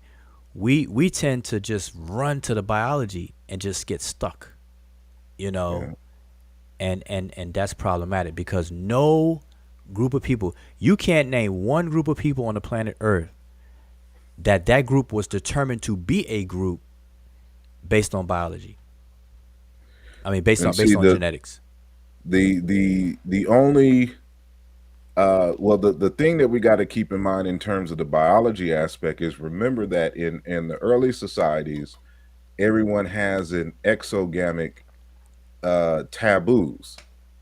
In terms of, of course, you can't marry in your family. You have to go externally to find husbands and wives. And so this notion that, you have a pure, like, that's conscious community mythology 101, that there's a such Absolutely. thing as a pure ethnic group. Absolutely. Your ethnic group is getting people from all across, near and far, to marry within, saying the culture. That's why the culture is king, Yep. because you're going to get biological, genetic input from a variety of places, because you have to marry outside of your immediate family and group. So you go to different places finding husbands and wives. And sometimes, the more nefarious of us will go and take, other wives or the other women from other groups, and make them wives. Like, that contributes in the process, right? And this is why we can't microwave and try to oversimplify things. Like, there's a real strong myth in our community that there's a purity in people's genetic cultures and all that. That's a myth. And and there's no pure anybody of anything anywhere. What matters is the culture. Do you behave? Do you adhere to the laws, rules, and regulations in this geographical space? Do you speak our language? Have you been initiated, therefore educated in our culture? Do you know who is our leading ancestors and why we revere them, et Can cetera, you et cetera? I'm sorry, go can ahead. you No, I'm saying, can you make this big again? Because this is what I had as part of my conversation a long time ago. But what you showed, I want to parallel what you showed to this because it's the same. But and this is just in case people hear and see it differently. So I'm just using a parallel Are you talking to about what the you the seven Culture. core areas of culture from Karenga? yeah, I think that's what it was because it's the same, but it's the labeling. I want to make sure that I cover I know all we can't bases. share at the same time, but hopefully you see it. Well, just call them off. So like what's the equivalent of aesthetics, for example? You were saying It something. would be motif. So, I'll just go down, and you can link them the way that you need. But the first one is history. Okay, but you gave a little brief statement for each one. You said history would be because I didn't hear you say education, but it sounded like you said something that would But fit. to me, that would be essentially equated into the mythology and social organization Okay, in see, I got terms of social. education specifically. But I'm just going to name it off, and you can just link it to any way that you want. So, All are right, you let me writing? hold on. I'm assuming I Wait, have wait. my screen in big screen, so I don't see you. So, I'm assuming that you're just going to type it out as I say it. Am Yeah, I yeah. Go correct? ahead. Yep, go Okay. ahead. Yep. So, history, Okay, history. Got it. mythology, Got it. motif, Got it. ethos, Got it. political organization, Oops. Man, if I can spell it right, political organizations. All right. All social right. organization, Okay. and then economic organization. All of that is going to involve an educational process. Yeah. So I don't think that he separated education from that. But those are the seven core areas of culture that you learn in your introductory to Africana studies, African American studies. Okay. So yeah. The list that I always use is just kind of the median, the standard in cultural anthropology, where they talk about material culture, language, aesthetics, education, which is the pedagogical methods of transmission, and then Hmm. religion, the attitudes and values, which is their hierarchical values of the people and stuff, and then the social organization, which ties into the leadership, the administration. Is it do they have what kind of government if they have all those kind of things. So yeah, I just wanted to create a parallel so that when we talk about these, I can cover both things. So yeah, appreciate that. But that's And this is but why I encourage everyone, if you can, and I've been thinking about doing this for the longest, um, because a lot of us aren't privileged to be able to take African American studies uh, at the university level, and even if it is offered, sometimes a lot of students don't take it because their major requires another type of minor, right? So they would just have to be, just take a risk and want to spend more time and money to take African American studies. And then there's those institutions, like the first university I went to was Southwest Texas State University. They didn't have African American studies, so you had to learn on your own. But this is why, I've been considering and talking with some folks for creating an offline where people can get a certificate, learning African American studies, because the general population don't know about none of this stuff. Don't know that we've had these discussions. There's books written on it, suggestions, debates going on, people implementing these in various different ways, you know, and the conscious community doesn't seem to be aware of this. So, but anyway, I'm sorry. Go ahead. no. I mean, you're right. You're right. But see, even since you mentioned that, it's it's a turnoff. Some people demonize that. For example, the very term Afrocentricity, Hmm. Malefe Asante, and his conceptualization or bringing to prominence Afrocentricity and everything he wrote about that. Now that's being used pejoratively, just like Egyptomaniac, just like Hoteper and stuff. So the conscious community, we have a pattern of demonizing things that we should actually even dive into and learn more about, so we can have an understanding.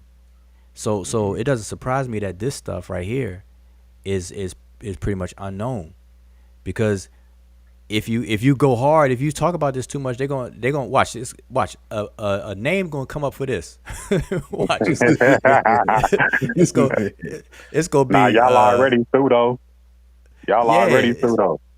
Watch, I Y'all, bet you, I y'all the But bet you. most we pseudo. also have to remember that the conscious community, what we're calling that, which is, what Wujawu essentially refer to, Circus uh, community. more so the social media community, Yep. is primarily made up of Christians, Muslims, and other anti-African groups, right? And so those of us who embrace Africa and all of Africa and study it, we don't use terms like that. We don't refer to each other as such, because we understand how it's being used and what. But you still have those who even try to, claim to be part of that community, who is still anti-African. And this is, of course, every last one of them have never studied and understand Afrocentricity and the power of Afrocentricity, and why Afrocentricity is valuable in terms of our lives.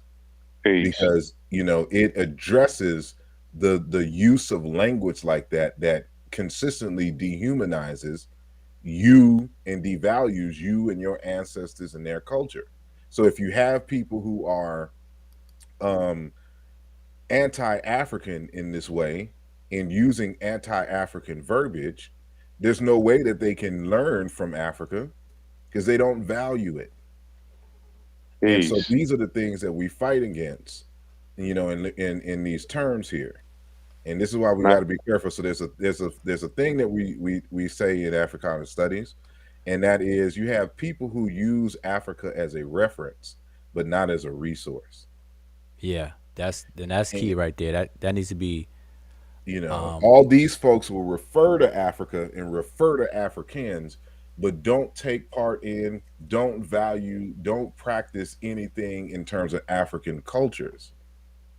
So they'll even claim West Africa, but ain't a part of no spiritual tradition, ain't studied nothing in terms of don't adopt the values. You can tell they don't adopt the values because the way they interact with people in the internet streets. So they don't even value West African values and culture. They don't learn about how to talk to one another. They don't learn how to address elders. They don't know nothing about kingship, about marrying and family.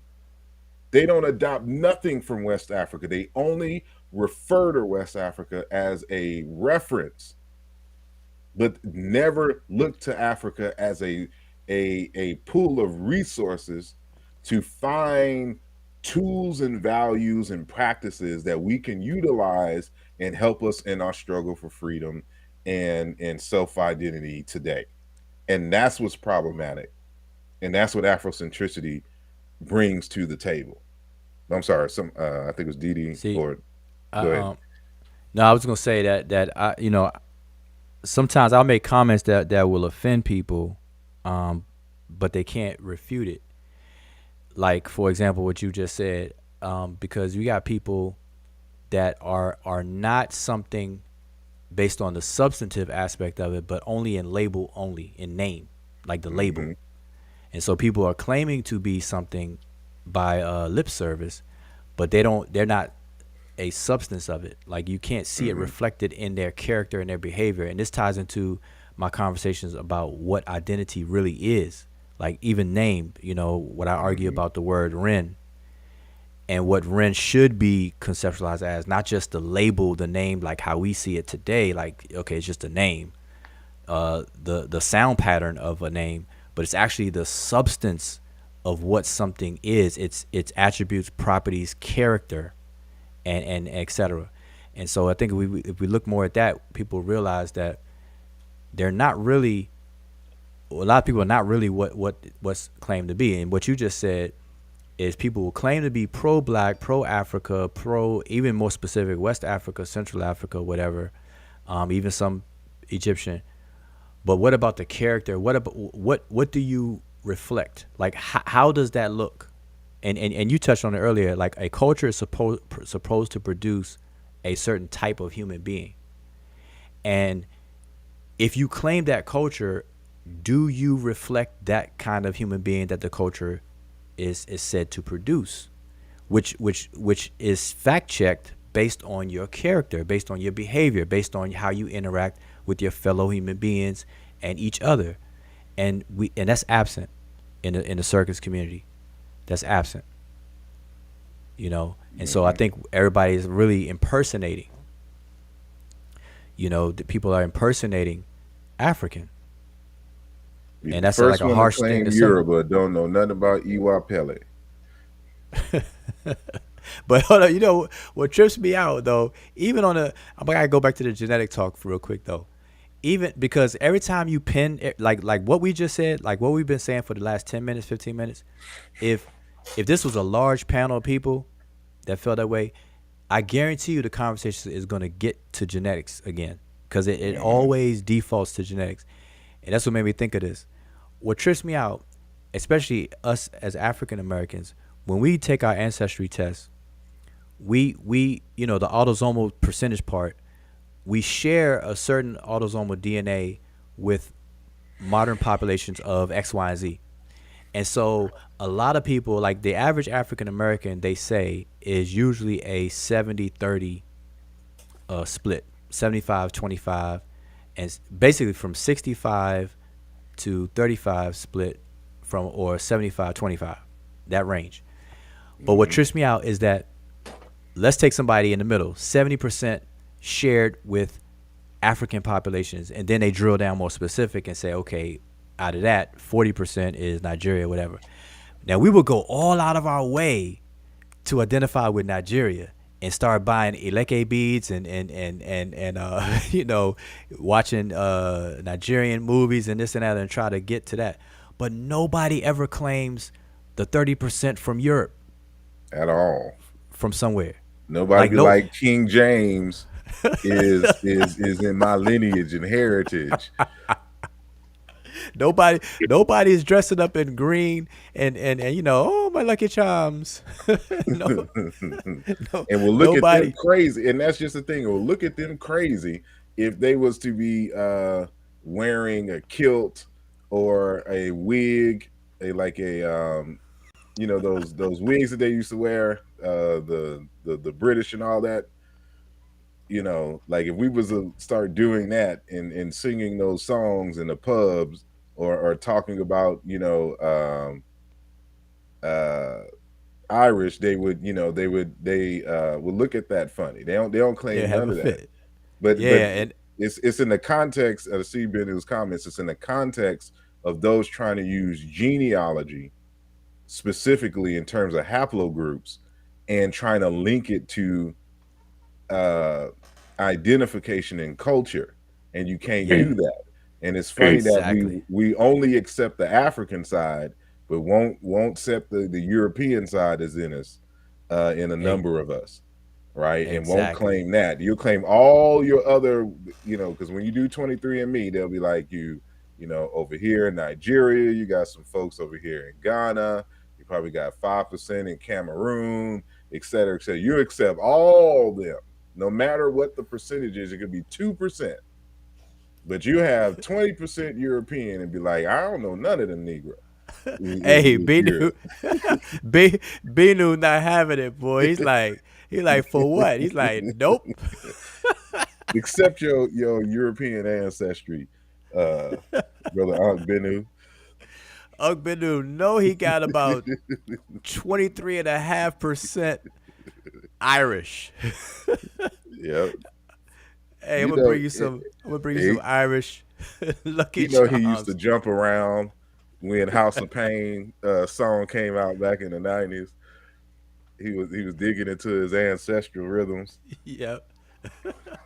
Jump around with the bagpipes and everything. I bet you. Hey, Uncle Benu, man, be careful, boy. I know. I saw you share some nice pictures of your shrines, but I could have sworn I saw up in the corner. I saw a couple of bagpipes, man. I saw a couple of bagpipes up in there.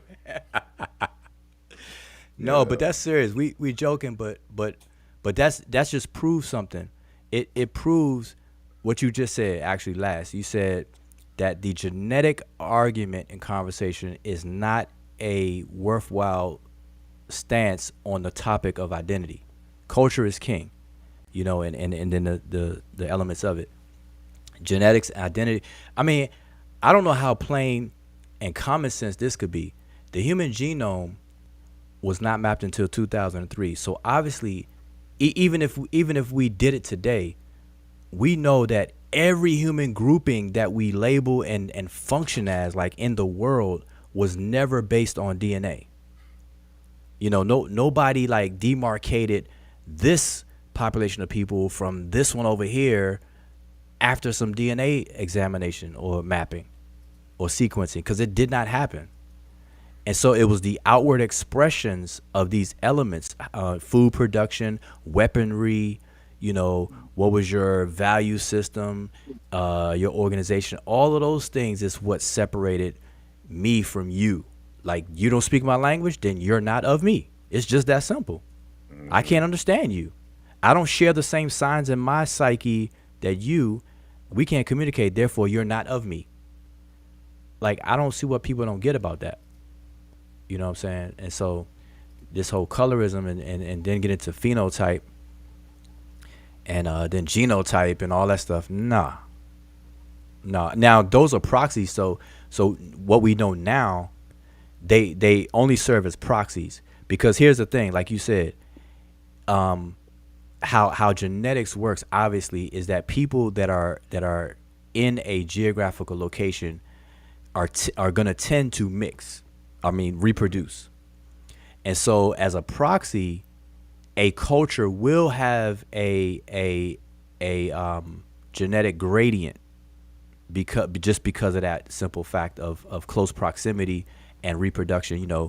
And we do it today. Like most of your early girlfriends as a teenager is going to be from some girl from either your same school or from your same hood.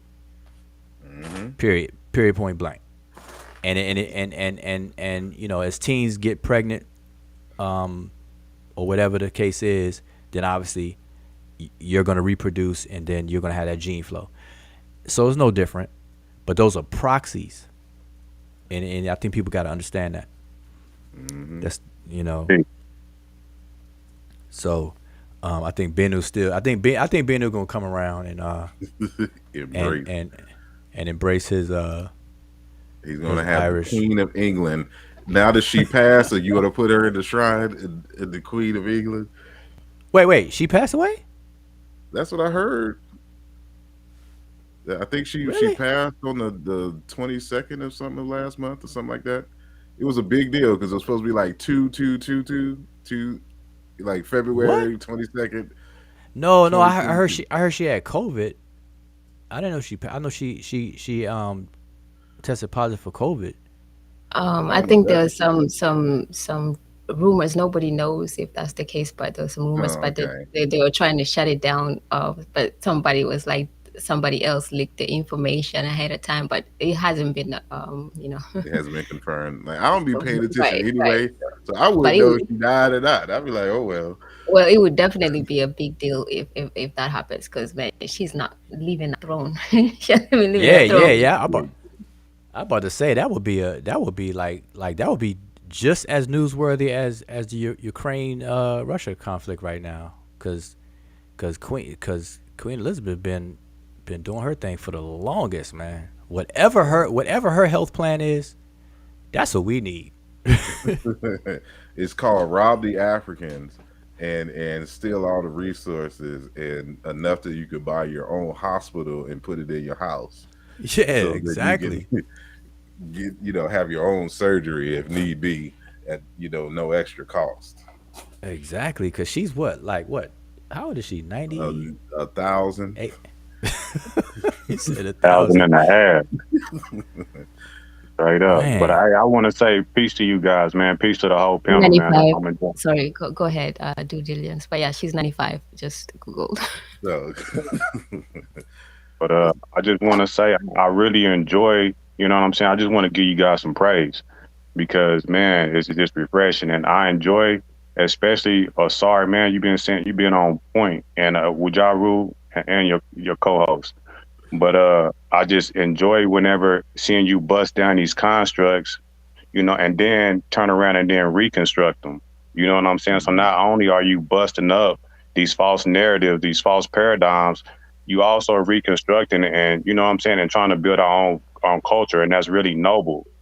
And I want to express that I hope that we can and stay right here because I don't think the general public realize how that works, how we can construct our own ideals and paradigm and live in them. You know what I'm saying? Like, because people call y'all pseudo because your originality. You have the audacity to make the world that you want to live in. You know what I'm saying? And we are stuck in these other people's false paradigms, and we just now waking up. So it's refreshing to hear you guys bust down these constructs and then turn around and reconstruct them. Like I heard you say something today about how the system, how that was grouping the languages wrong, and you challenged that. You know what I'm saying? And it's just cool to hear that because not a lot of people know to even just challenge the methodology that these systems stand on. They just start arguing in that false premise and don't even know what it is, and have these secular conversations that don't go nowhere. They're just frivolous. So I just want to give you guys praise for that, and I appreciate the knowledge, man. It's more important than people know. Hey, let me say this. I appreciate the comment and the observation, but I want to say this. When it comes to teaching, there are people who can maybe identify problems, but people like to stay with problems and then analyze, reanalyze, and emphasize problem, and to just have conversations about problems. And the conversation doesn't segue and move into the solution. And so even when you're debating or correcting someone, I was always told from professionals that when you tell somebody they're wrong, be prepared to tell them why they're wrong and to correct them. Don't just tell somebody that they're wrong. So if you take that on all of these instances, when people are wrong on these platforms and stuff like that, you can't just tell somebody that they're wrong and just leave it at that. You got to be able to break down why they're wrong and also give them the alternative. And if you're not prepared to do that, then you can't have the expectation that knowledge is going to be advanced or expanded. And so that's why I always advocate we can never microwave these conversations and these topics. We got to slow the conversation down. Like, we got plenty of time. Like, everybody, be chilling online or whatever. We could take one little thing and just build. And that way we could flesh it out. We could talk about the pros and cons, the debates among scholars on the issue or whatever the case is. But one thing we shouldn't do is just stay with the problem and then argue over the problem, and then it never moves anywhere. And so I try to practice that. When I correct somebody or a claim is made and I know it's wrong and whatnot, I offer the solution. And so in a bigger scale, that's what I see, like, example, what Asar has done in terms of like the Bakula and now the Nkole, what do you say, Bayankole? Now is that, one, identify the problematic the problems with what we're doing now, but then offer the solution. And see, that goes a lot longer, but it's slower, but it goes farther than, it's like the rabbit and turtle situation. You go slow and long versus fast and quick, and you burn yourself out. And that's what people do when they dwell on a problem. So that's just in me to do that when I have these discussions. Even when I have these discussions, that's what I'm doing all the time. And people call, I like to have fun doing it, but I may not be fast paced enough for people to be entertained. So, like, oh, nah, this is boring. These guys are boring. I know me and Asar get called that. Oh, this is, it's boring. Where the drama at? Where, where's all that at? I'm like, nah, we could do that too, but we got to make some progress. So that's my Yeah, thing. my We got my to have a eldest won't solution. let me be ratchet on these streets because I get phone calls. That y'all don't see that in the back end. I get phone calls, and a lot of my elders would be like, why are you even engaging with some of these individuals? And no matter how Yeah, hard I try to justify it, they'd be like, look, the work you're doing is too important to waste your time on some of these people. And I'm and dead serious. And some I recognize that from the jump, and I don't get involved. Um, but at the same time, it's the way that I justify it every now and then is that if somebody isn't putting this in the out in the atmosphere in the that it can be searched, then a lot of this information will go unchecked, and that will have far-reaching damages than simply, to my reputation for engaging in these conversations. So I'm very selective in what kind of conversations that I engage in and with whom. But sometimes you just have to have them and put that information out there. And so if I have information that I believe would benefit the community and introduce people to new source materials and new ideas, then I'm going to do it, because a lot of our elders are not involved in social media, and this is one of the reasons why. yeah, And they come from a different era. I grew up with computers way back in the day when we used to have to turn on the computer from the back and wait for the green screen to warm up, like how we had to warm up the car back in the day. Everybody had the hood car that you had to warm it up first before your parents took off driving. That's how yeah, the computers was back in the day. You had to let it warm up and turn the computer on from the back, and you had the big B floppy disk.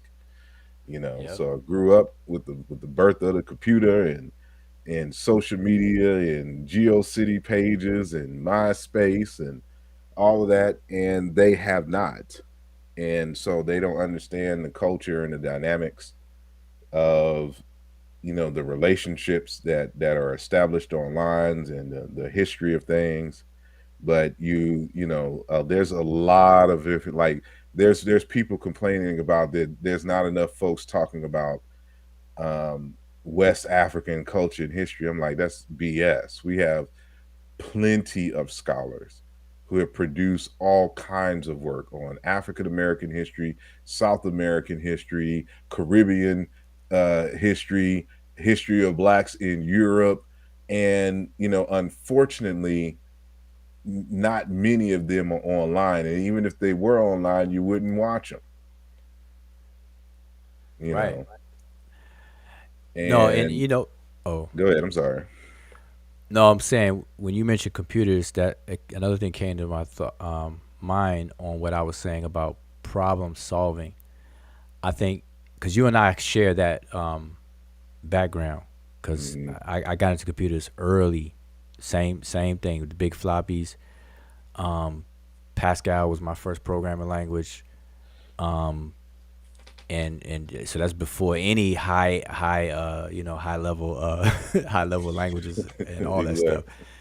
So, but I'm saying being in computers in some form or fashion, it also sets your mind up to be very logical conscious, Hmm. if there's such a thing. Like, we understand logic flow and how one thing has to connect and relate to another premises, and then things come forth out of that, and so on and so forth, and they got to make sense and whatnot, and process elimination. And then we're also able to um, be abstract, because we have an abstract variable that we just Hmm. declare. Like, we declare a variable out of nowhere, and then you assign it a value. and then you manipulate the value within a function or class and blah blah blah. And so that's exactly how, like, if we think about it, that's how, like, the ontology of the world is, like in the, like, when you study religion, these cultures, religious, so-called religious texts and stuff, you could see the same kind of thing going on, even though they didn't call it anything like that. But you could see the kind of thing that was going on with these assignments of variables and the connections, and then you have properties and you have attributes of things, and so each attribute can have a subvariable. You could create an array. So like the variable could be x, and then the array could be x1, and then x2, x3, x3. So I mean x1, 2, 3, 4, etc. So x is the commonality, but then 1, 2, 3, 4 would be different properties of x. But then that whole variable can travel and be manipulated. And so that is how I actually view this whole, deities, the gods and their attributes, and how the myths overlap and this, that, and the third. It's just very interesting. And everybody that I know that has a background in computers, they get it. Even when we don't talk about computers at all, when we talk about this culture and religion and whatnot, they get it. They get it. So big up to computer programming. I think everybody should become a computer programmer. Just for Hey, but listen, in Egypt, the scribal profession was like all that in the bag of chips. Like everybody, the scribe, well, they had it easy. They had this, that, and third. The satire of trades. It bigs up the scribal profession. Well, we need to do the same for the computer profession today. I do that all the time. So that ain't. You gotta ask me twice. But yeah, we need to. What is the computer would be? Hesab. We call it the. Yeah, I created. I put a name. Dang. What was the conference? Because Dr. Raketti Amin had a conference back in the day, and I presented online on it, and part of the conversation was bringing, utilizing Netcher to refer to modern technologies and concepts, and what would you use? And I came up with a phrase for computers, and I can't remember but I think it had Hasep in it, because in terms of calculating. Yeah, well, in Arabic, I think the word for computer is hesab as well.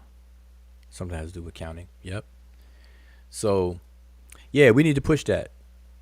We talking about scientific literacy. Nah, we need computer literacy. Logic literacy. LL. Logic literacy. Matter of fact, I just received a book on. Hold on one second. So I see Mika's comment. She said IBM.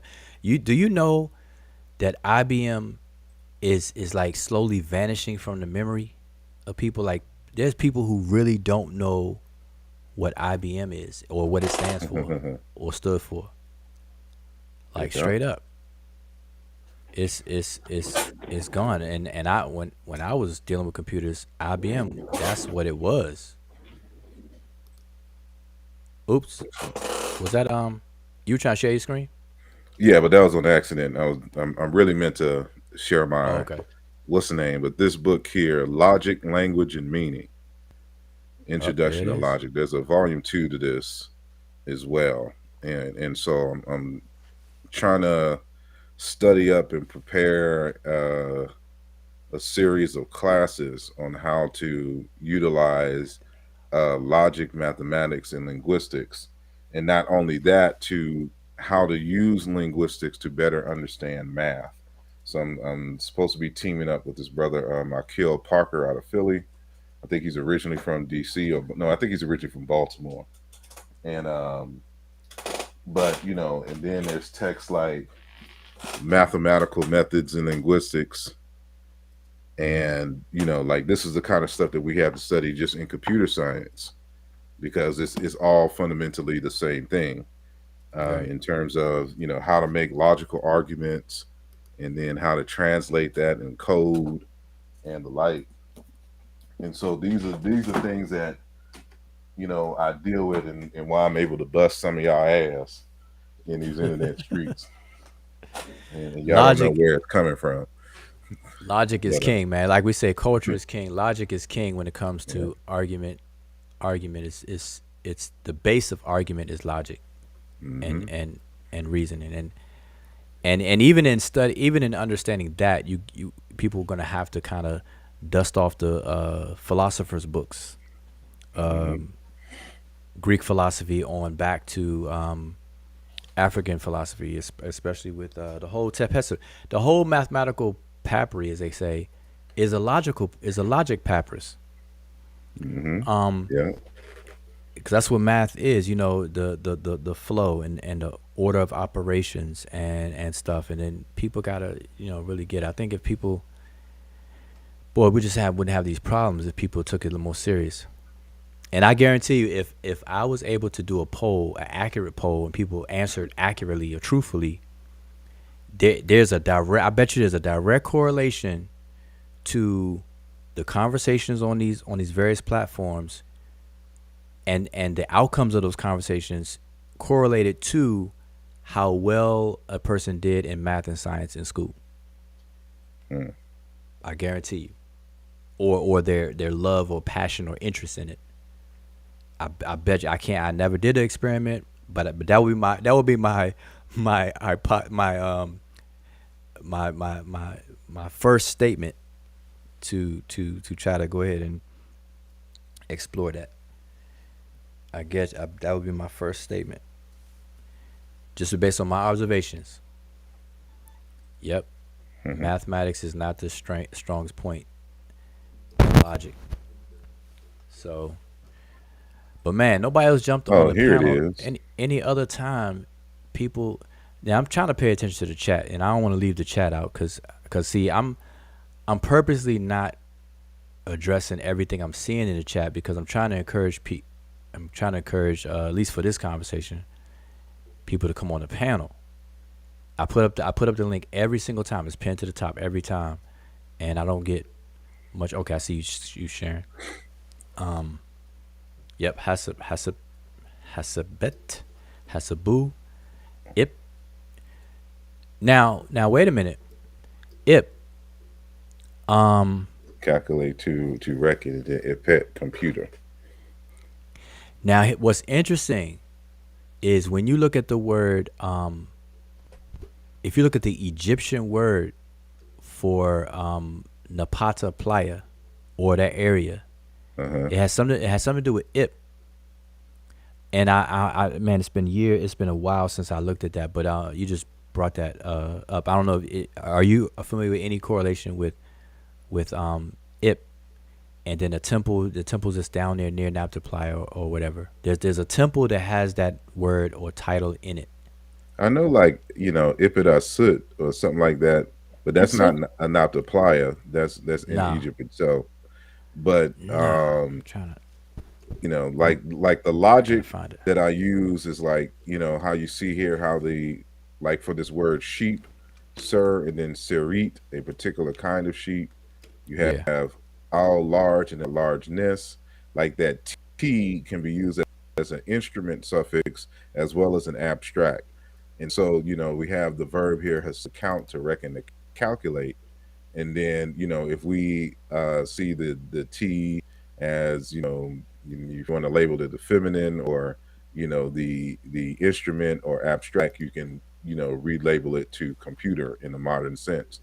And I'm that's sorry. exactly how each one of these are being used in the sense, so to refer it. And so we call in linguistics it a calc, or which is a root for root loan translation. So Hmm. we're taking the English word computer, because remember the er in computer is the agent suffix, Right. right? So Hmm. w is the masculine agent suffix here, so we can use it as the computer in the technical sense or as a human being, because remember a computer was firstly a human being who used to Hmm. compute before it Right. was transferred to a machine. Okay, I you know misspoke. I said naptaply in error. I meant napata. If you look at Okay. the Egyptian word for napata, and I'm just going from my memory. I need to pull that back up because uh, I'm thinking it has something to do with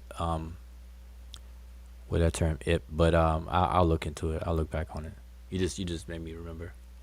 I see the comment made by Sister Tamika, and she asked the question. So they had a word for computer. No, not in the sense of like a modern, like a computer, like an instrument that does the counting or calculations, or like how we think of computer. The point of that slide was I was showing the monoradical origins of ancient Egyptian words, and how this would be, how this is instrumental, because this, the conference was about restoring the ancient Egyptian language and how we can do that. And so part of the conversation that I was having was that we have to understand how words are constructed in ancient Egyptian and understand its monoradical roots. And I was giving a number of examples of the evidence that the words are built from consonant vowel and sometimes consonant vowel consonant roots. And so, and how we use that to apply the ancient words to modern things and concepts, including technology. And so those words that you saw was just me using the ancient Egyptian roots and grammar to refer to, modern technology such as computers. So, know that they, because then they're gonna start calling us pseudo, and every Egyptians invented everything. So they invented the IBM computer and the laptop, according to Bujawu and Brother Asar. But I No, mean, no, go ahead.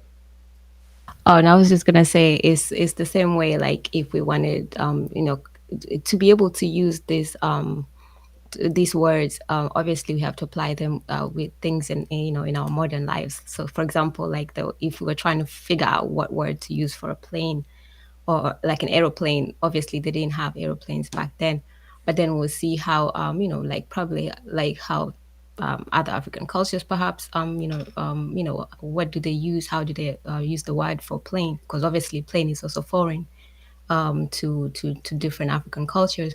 So, for example, like even if it, like in Kiswahili, if you say the word, aeroplane would be called the same word as you would call a bird. So then, in that sense, you could find the word a bird in Sesh, Medew, Netcher, and then use it, for that which flies or something like that. So that's the example that Asar was, showing how you can, use those words, with things in our modern lives. Yeah, I was just gonna say something similar. The fact that we got function, and we looked at the concept side of a sign, or and then match the form of it, and it would change. So although a specific literal computer was not in existence in ancient Egypt, but what does a computer do, and how does it function today, and what would it be back then? Is to calculate and compute, because computers are dumb. They are made to calculate, whether it's crunching data or whatever. They're calculating something, and so that existed. The human being was the first computer, but we wouldn't call a human being a computer. But it's the same. It's the same function.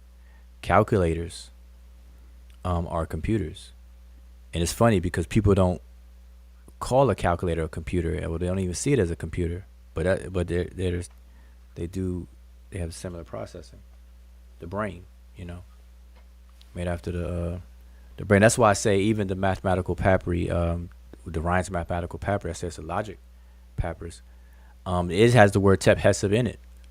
The best way to calculate or discern, of something, and that's what computing does. You compute something to reckon it, and to know.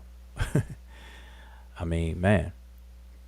So it's the same. Yeah, how that, and that's the thing. How would you modernize an ancient vocabulary to our modern things? And that's the way you would do it. You would have to go on the function side or the conceptual side and just match the functionality of different, especially if they're substantives or quote unquote nouns.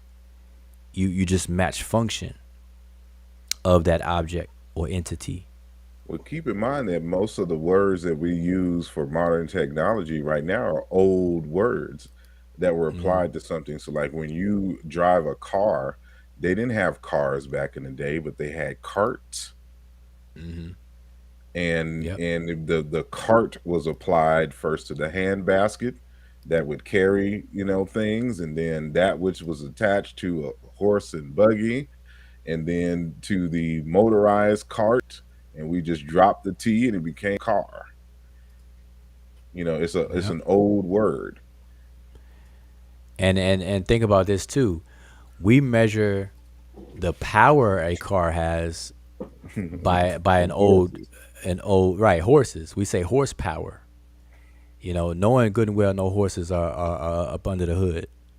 You Yeah, know, and then bull power was used even parallel to horsepower. Like the bulls was associated with power before horses.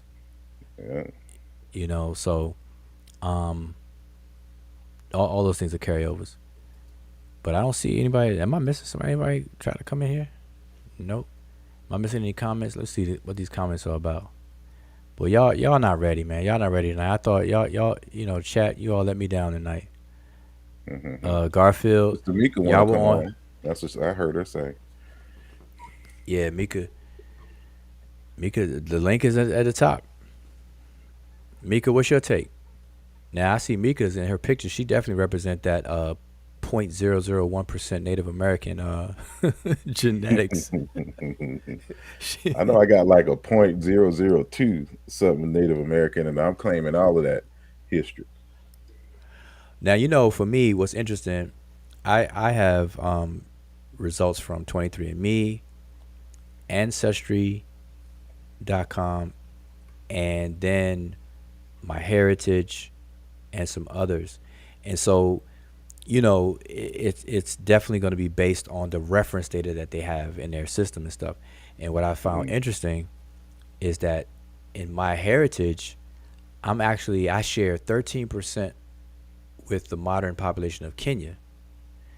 And then when I go into GEDmatch and upload and everything like that, it's confirmed, and that's just like real weird to me because I have West Africa specific, but then all the way on the clear other coast, on the other side of Africa, I have this percentage that's showing up in a significant way. Like anything above 10% is significant. But I'm I'm but, only I, but I'm like wait a minute. 84% African, or 85 if you round up, because it's 84.9. What I'm, what I'm, what a I'm on what my what company? 23andMe right now. Oh, 23. Okay. Oh, but I Yeah, they got some update. East Asian and Indigenous American, 1.8%. I'm claiming all of it. Chinese, 0.9%. Japanese, Korean, 0.1%. So I'm about to go to North Korea and be a dictator, all because of this. Man, speaking of dictators, though, I hope everybody, just at least staying a little abreast on the news and these conflicts. Like, we kind of tend to not pay attention to the world news and stuff, but that stuff that goes around the world does affect us. It may not be directly affecting us, but it affects us, man. And I always encourage people to keep up to date on stuff. Because like for example, the coronavirus, it started in China, in the vicinity of Wuhan or whatever the case is, and then it spread. So like when it first started, it's like nah, whatever, that's a Chinese problem, that's whatever. But then it spread because of the way we live in modern society. And then as a side note, there was no pandemics in the ancient world, by the way, because people weren't traveling like that to spread to spread things. But we end up having a pandemic. Then I you got look at 0.2% Sudanese, so I'm claiming all that Kushite heritage. I'm gonna pull mine up. But what I was saying though is yeah, in terms of world news, I think people should pay attention to that because these things do affect us. Because um, whether it's economically or whatnot, just because it's seems far away or whatever, it doesn't mean that it may not have some indirect impact. Especially if the other day, it mentions the N word, nuclear and stuff like that. I'm gonna tell y'all this right now. When I was young, see, I grew up when there was a show. I don't, and I'm telling my age. There was a movie, a TV documentary movie or whatever came on. It was called The Day After. Do y'all remember that? It was a show that scared me to death. It was the whole show was about a nuclear war happening, and then the aftermath. So it was called The Day After, and it was real. It was they were basically bringing people's awareness of what would happen if a nuclear war really were to really happen, and nobody wins a nuclear war. You know, so the talk of nuclear anything is it will affect everybody. You know what I'm saying? And that's real. And so I'm just saying that these war and these conflicts, when it comes to the big guns, when it comes to the United States and countries like Russia, we can't don't ignore it. I mean, you know what I'm saying? I mean, I'm not saying we could do something about it, like get on the phone and be like, hey, so and so, cut that out. But we can't be just totally dismissive about stuff like that. That's 'Cause good. no,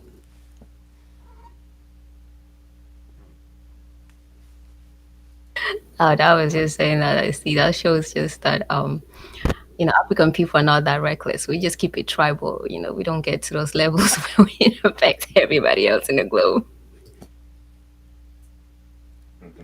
yeah, but nah, that's some serious stuff. I mean, I know that's totally off topic, but yeah, man. Cause look at Chernobyl. Y'all remember Chernobyl? Chernobyl was a nuclear power plant or whatever that that had a overreaction or whatever, and it messed up 20 square miles. Do y'all know how big that is? 20 square miles is uninhabitable, what's the word? Uninhabitable for years. Like nobody can live there. You know what I'm saying? So I mean, come on now. 20 square miles. 20 square miles. That's like from here, from where I am. I wonder what square mileage is of Atlanta. But yeah, that's not, Yeah, then you got Japan. You got what's Hiroshima and Nagasaki and Fukushima. I think Zane said Fukushima. But these places, the radioactive activity and all that kind of stuff, it doesn't go away. It takes a very long time for that to go away. These places become deserted for a very long time. So come on. Anyway, that was way off. Oh, Benu says his my heritage. Oh, he says just got Nigerian and Kenyan. Yeah, I gotta see what's up with that. But Benu, what's up with the bagpipes though, man? We had to talk about that. You call Benu, he got his answer machines. Oh, me lucky charms. Leave a message, me lucky charms. Uncle Benu. Oh man. But anybody else got anything? Cause I done ran out. Mika, I thought you were coming on. They will wait until the show is over, then somebody's gonna start something. Well, I'm about Mika to get said back to work. I 19%. took a break. I said All I wasn't right. going to be on anymore today. All But right. Well, no, I appreciate you coming through, sharing that because it's all building on it. I hope people can learn from it. And take these topics a little, have fun, but take the topics serious and just don't microwave them. And that's why I just keep pushing, man. We can have fun doing this, but at least don't turn it into an entertainment thing at the expense of learning and expanding the knowledge. Let's have fun, while we building it up. That's my thing. People try to tear it down, cut you off. Because listen, when you were on Garfield's show, see, I missed the whole show. I tuned in at the tail end, and then when I tuned in, you all they were in mid topic conversation, so I pulled the playhead back a little bit, and I heard you ending like you were ready to go and stuff, and you had where I started playing it from, you were making a statement or something, and then Rob Bourne, I think y'all were waiting for Rob Bourne to say something, and I think he fell off or whatever. And then I fast forward a little bit, and Rob Bourne is talking, and then he said something that it seemed like you did not say. So I mean, I gotta go back and listen. It's But it's this happens all the time, and I keep mentioning this always. You quote exactly what people say, and then you provide your source material so that people can reaffirm for themselves that that's exactly what was said and meant. And you have people taking people's arguments out of context. And so I'll say, for example, that Amen is a common African name for deity across the continent. He interprets it as Inyame, that I'm arguing Inyame in Ghana is borrowed from ancient Egyptians. And I'm like, where are you getting this from? And I'm like, right, there's yeah, certain that's what it was. aspects that are a part of the heritage, and then there are certain aspects of culture that is a result of borrowing. And like, for example, when it comes to the ram is not indigenous to Africa. It was borrowed from the Middle East. When those Africans, or not Africans, but when those uh whoever came into Africa and brought those domesticated sheep and ram or whatnot, that got introduced in Africa. It's like chicken. Chicken is not indigenous to Africa. It comes from Asia via India, right? And like with the cowrie shells, they like to think that everything in West Africa was an indigenous and birthed via West Africa. Like rams are not indigenous. That comes with nomadic pastoralists. So it could have been brought by Fulani, it could have been brought by a number of groups. But you associating it with Amen, excuse me, in Yame, and it's also common amongst the Dogon for Amma, which is a variation on the same word. So we can argue that this is coming from the Green Sahara, or it was brought there, by a later group. But that does not mean that Amen. I'm saying that in Yame and their entire cult comes from ancient Egypt, and he, no matter how many times I explain that, he interprets it the other way. So I'm just like, you know what, Robon, you're right. I'm wrong and you're right, because you just got to end it that way, because there's no convincing or having them understand that they don't understand. They get offended when you tell them you don't understand. We know you don't understand. I've said it 20 different ways. And at this point, all I can conclude is that you don't understand. Okay, And that's but what it this goes was. back to the major point that I was getting at, is that and people think I'm being elitist when I say this, but I'm like, there's levels to this. There's a whole bunch of stuff that you have to consider when you're doing research, and you don't get these types of teachings unless you've been in an academic setting.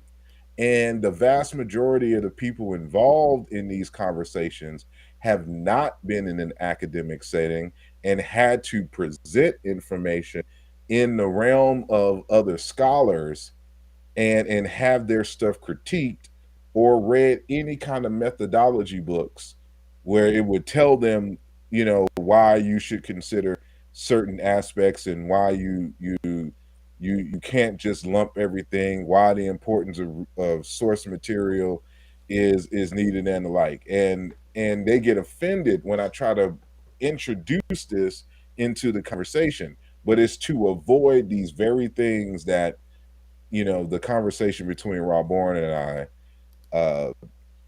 kind of personified in that moment. Okay, that's where yes, I'm gonna go back and check the conversation out. But that's where I came in. I tried to pull back. I was listening live, and then I said, let me rewind a little bit just to catch up on the conversation because it seemed like a good conversation. And I heard, yeah, I heard you say, you got it, Rob Bourne. You're right. You were saying you're right. You're right. I was like, okay, I know what that means. but I didn't get the whole gist of it. I want to answer this question. The brother Jehudi Ra Netcher asks. He says, I would like to come on. I assume he's saying on, but I'm at work. But I do have a question. What is the source that I can show that Kemet was not known as that until the 11th or 12th dynasty? So just to short and skinny, just to help you out, brother Jehudi, there's a text by an author by the name of Ogden Golay, and I'm probably butchering pronunciation, but he wrote an article in a journal. Really, it's called Kemet and Other Egyptian Terms for Their Land, and it's in a journal called Ki Baruch Hu in 1990, done in 1999. If you seek out that text, that should definitely put you on, get you in the ballpark. Because he gives cites, some citations, stuff like that. So instead of me taking time and pulling the actual source material, I'm just recommending you get that. So hopefully you listening. Matter of fact, let me see if I can just type it on his name, because his name is spelled not how it sounds really. Goelet. Ogden. Ogden is his first name, and then Goelet is the last name. And his article is called Kemet and Other Egyptian Terms for Their Land. So he talks about Kemet being used in 11th dynasty, the circumstances. He speaks on Desheret. He speaks on even Tameri coming into play, and he cites a few sources in there. If you permit me to share my screen, I have it's actually a book on Amazon that you can get. Okay, yep. Let's do that. Let me get his comment A off the hardcover screen. book. And actually, this is pretty cheap. Yeah, that's the book. Yep. Yeah, I mean, this price is $75. You can get it right now for $21.85. Trust me, get it. Yeah, I was just about to say that I might mess around and get it. Only one left in stock. Uh-oh. I'm about to get It that. says 7 used, one from $8. Yeah, use as long as it's you got to read the details. Make sure there's no pages missing. You just gotta say that. Exactly. It's gotta say that. The ink faded off, but 2 chapters are good. Right. But get yeah, that. this is the text, Ki Baruch Hu. So some of the text is written in Hebrew. That's in the back, and remember, you got to read it from right to left. But it has some pretty good articles. It's mainly biblical stuff, so just know that it's a Bible about it's a biblical studies book. But since the ancient Egypt is considered in these circles part of the Middle East, or basically part of the Middle East, that's why you find that in that text. In terms of geography and things, because it's important for their studies. But yes, Ki Baruch Hu, Ancient Near Eastern Biblical and Judaic Studies in honor of Baruch A. Levine. Yep, get that. That is it. And it's specifically, his article is on pages 23 to 42. So you're looking roughly at about 20 pages worth of material. And so because of cheap price, that is worth it. And I don't know if I pay $200 just for 20 sheets like Sar did. What was that? Look, You sometimes you bought got to do what you got to do. what book you bought? It was like 8 pages out of. Look, you I think I'll show you the book. It's a tiny book. Hold on, let me find it real quick. Sar spent $400 for 8 pages. It wasn't $400, but it might as well have been.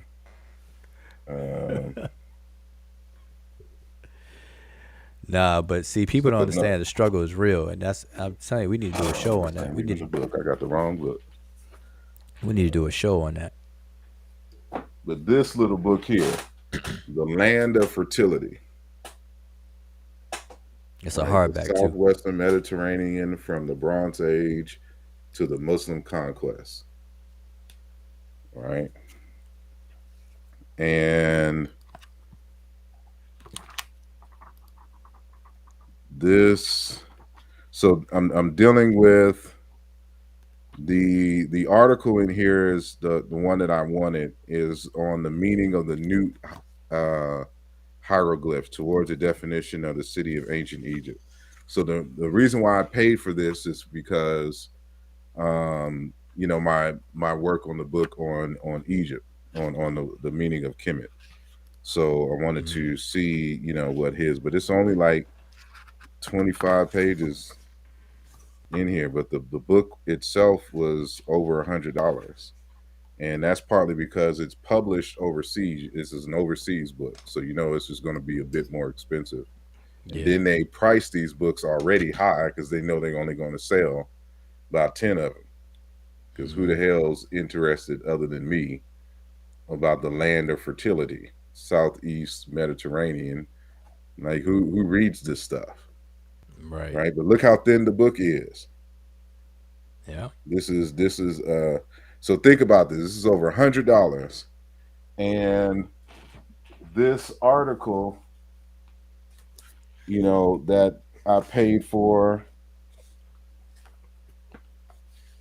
on the remarks of the orthography of the word remetch in Old Kingdom, that was $42 plus tax just for this article of a number of pages. Wow. So I done spent like half of this book or around almost half, a good 40-something percent, is what I paid just for this article.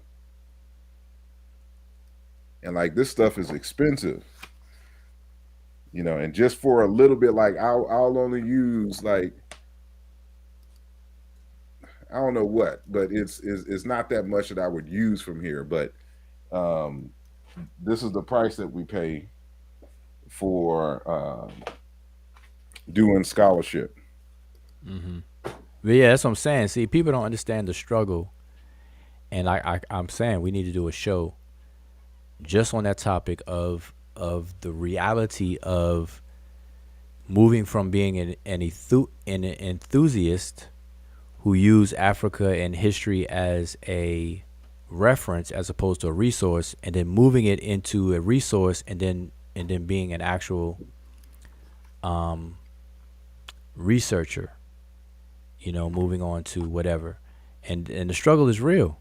People don't understand that these things are expensive. Like if I were to share my Amazon wish list or these other books that come in volumes, you'd easily looking at $1,300 for a 6-volume set. Just the Ramesside, what's his name? I got the author. There's a collection of books that just deal with the Ramesside era of Kemet. That collection is about a grand, about $1,000. Yeah. So it's real, and people, and then people want to demonize. If we ask for donation stuff, and I need to, and I'm gonna start unapologetically doing that, because that's what it goes towards. And I'm gonna and as we collect books, I'm gonna show them and hold them up so people will know that that's what it's about. But I could tell you that most people who talk in that particular manner, especially people who fuss and fight about Kemet and then complain within the same breath that why are people talking too much about Kemet, because really most people who are seriously studying are not really talking about it but researching and putting time in it. But those people that you can always tell that the intent, because when you do something, when you commit yourself over a long period of time into doing something, there is obviously you have an intention, you have an end goal of what you're trying to achieve. But other people get themselves into this kind of environment, not really having any intention whatsoever, but just to pass time, kill time, or whatever it is. And that's why you will never see those people spend money trying to get a paper. I mean, for what? Because usually they'll Exactly. just go on Wikipedia real quick and be like, and even reading it wrong at the same time and just having an argument, and then that's it. So I don't think those people will actually even begin to understand, that whole process. That's why, like, this book here, like, there's just stuff you can't find on the net. You can find the reference on the net, but you can't find the book. Like, there's no PDFs of it. So, like, this text by Gabriel Takacs, who's the editor, Samido Hametic Fitzgriff for A.B. Dogopolsky, uh, and Jungruff Meyer. I don't know how you actually say his dang name. But so, this text here, the multi-language, linguistic text. I could not find the article in here for nothing. I searched everywhere. So I'm like, damn it. I didn't want to wait till I got back to Philly to try to go to the Penn Museum and just take photos of the article.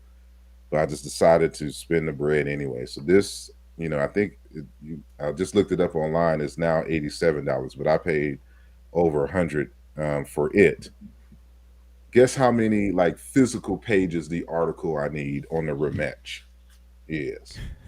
8. Mm-mm. 3. 3. Dang. So like it's mainly like, so that's it's 3 physical pages, but one of those pages is the references. So I really only have 2 pages of information.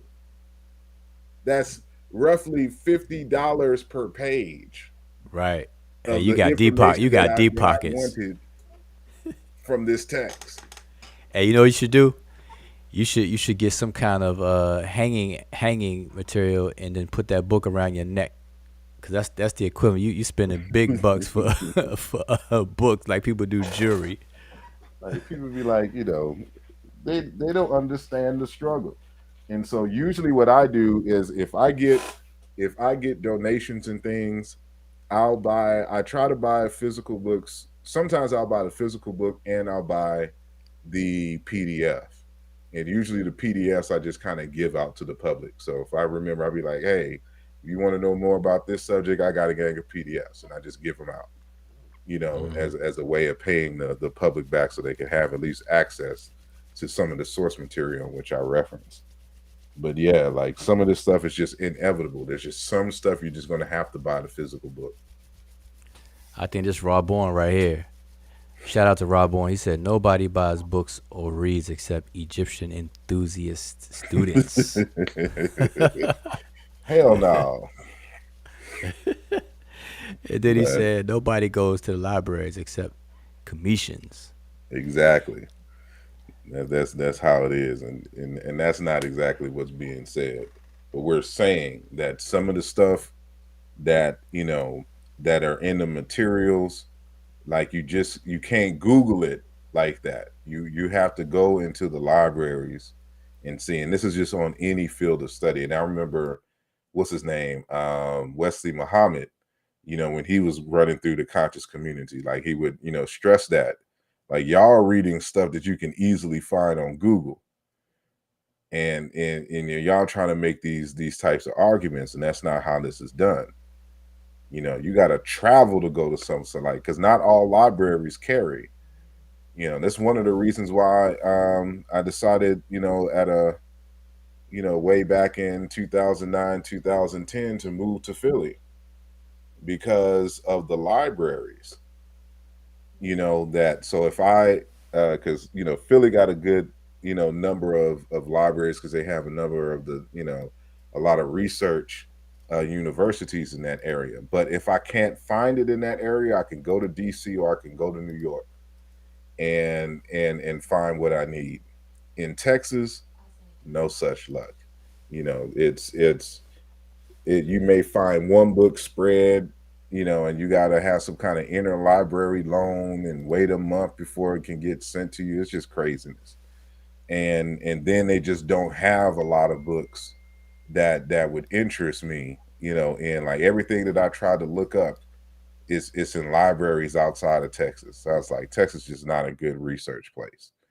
So I have to go to the East Coast. And that's exactly what I did. But Yeah, I'm gonna show. Hold up, I'm gonna show this book right here. I think we showed it last time. Look at this book. Well, it's actually 3 books. This is $1,400, and I believe when we looked at it the other day, it was 1,300 something. I think it went up. they saw y'all looking. It was like somebody's interested. Jack up the price. No, I'm serious. And I think I shared my screen too. I'm gonna go back and look at that video. I know I'm not tripping. But still, look at this: $1,400 for a 3-volume set. And this is the Papyrus Leiden, which is the famous Ipuwer papyrus, the so-called where biblical scholars compare Ipuwer papyrus with the Exodus in the Bible and everything like that. This is a facsimile. This is all the plates of the whole papyrus and hieratic and the whole 9. $1,400. So listen, y'all, my birthday is coming up, April 14th. A nice war chest, a book war chest will do. And yeah. See, I'm just saying the struggle is real. And Asar, the journal that $42 article you got, the whole journal is like almost $400. Yeah. I mean the whole book. See, in that case, like sometimes, they offer the chapters individually, but you have to pay for, a substantial amount for each chapter. And, that was one of those things, like I just didn't need the whole book. I didn't want to buy a physical, because I'm really trying not to, because, I'm going back to Philly in April, but I'm not trying to bring a whole bunch of books back.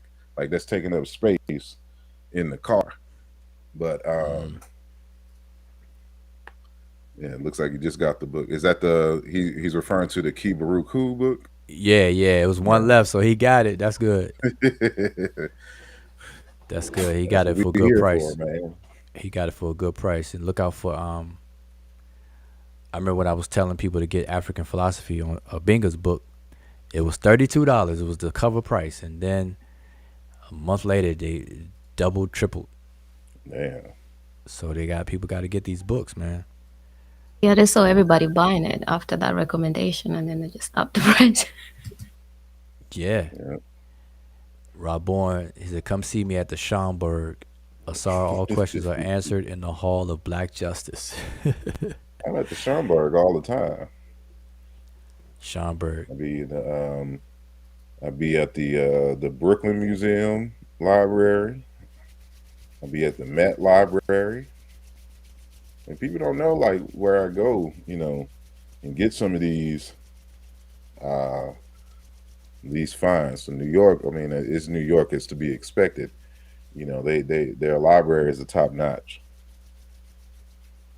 Yeah, I'm gonna tell you another good advantage. If you yourself, well, I guess anybody who's a current student in college will already know this, but if you're not a student in college and you know someone who does and has an edu email address, have them register on these journal websites, because their institution, their college, will usually have a subscription that's free to the students.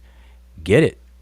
Borrow their email address, work out a deal, whatever the case that you have, whatever you have to do, and get access. Because a lot of these JSTOR and certain websites offer those things free to students. But you gotta confirm your student eligibility and all that kind of stuff through an edu email. So do that. So if y'all didn't know that, y'all heard it, and trust me, take my advice and thank me later. Yeah, my sister's a teacher at Emory, and you best believe got her. She helps me out on that. So do that, y'all. Do that. JSTOR. I forget a couple other websites where you get access to these articles. Yeah. So nothing else, man. I see people in chat. Nobody wants to come on here. What time is it? Oh, it's 12 o'clock. This is a good time to end. How long we been on? Oh, we got 6 minutes, y'all. We're gonna make it a nice even 3 hour show. So for 6 minutes, let's see. Anybody got 16 bars? So I said, who needs libraries when we got Sonnet TV? Boy, man, hold up. Egyptian astronomical texts by Richard Parker. Oh, okay. You know, a lot of people sleep on those, but it's the approach. They got a multi-volume set of books on astronomy and all that good stuff, mathematics and astronomy and stuff. I have those books, and I'm not sure if that's one. Up, the black man is God. Let's see. And somebody will come on here at the last minute. We got 5 minutes, so the floor is yours. The black man is God. If you're speaking, we can't hear you. Can't hear you. Can't hear you. Can't hear you. Oh, that's Rob Bourne. Rob Bourne, if that's you, the floor is yours for 5 minutes. You could take us home, but we can't hear you. If you can hear me, we can't hear you. If you're on the phone, I think usually works if you come through from the browser itself. Sometimes people have audio problems when they come up from the phone. So you hear that? Try again. Click on it again. Click on the link again. And okay, maybe you'll do that. Yeah, see what. All right, let's see. Rob Bourne is back. TMB, Rob Bourne, what's going on? He should know that audio was invented in Kemet. You get Because he was disrespecting Kemet. The audio. You hear me now? Yeah, we can hear you. We can hear you. What's good, man? No, inter. You got to say it like that. What up, man? My favorite books that y'all was talking about books. Oh, you know the library on 42nd Street, right? I saw the Swatch, that big ass museum.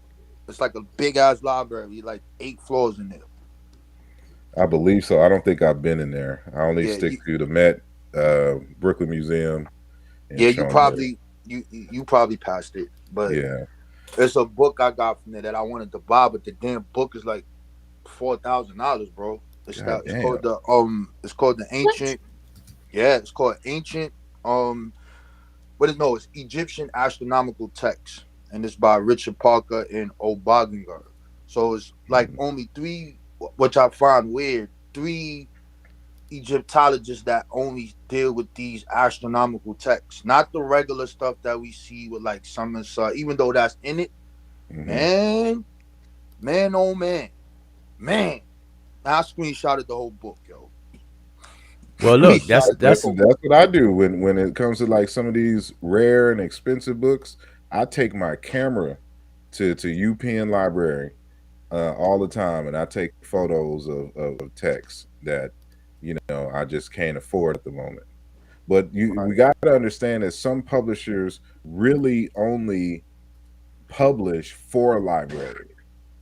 Like those prices are because they intend to like sell it to maybe 20 or 30 libraries, across the world, because they know for a fact just offering it to the public, it's just not going to be something that they're going to sell a lot of units on anyway. So they're going to sell what they project, what they would probably, or they provide, what they would anticipate in just sales regularly, and just have a large price for it. But it's intended to be housed at libraries, and that can afford to pay that amount of money, Right. which I You And think I know, is ridiculous. you got I was gonna say real quick. Yeah, that book. Yeah, but that doesn't surprise me because what was the other book?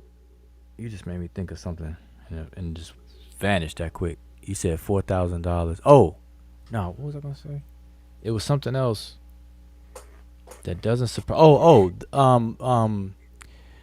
I had to hunt down like when I like way back when I first got breathing flesh. Hmm. About the body parts, Egyptian body parts and all that kind of stuff. That thing was expensive. So that's I got the digital version of that. yeah, that's no joke.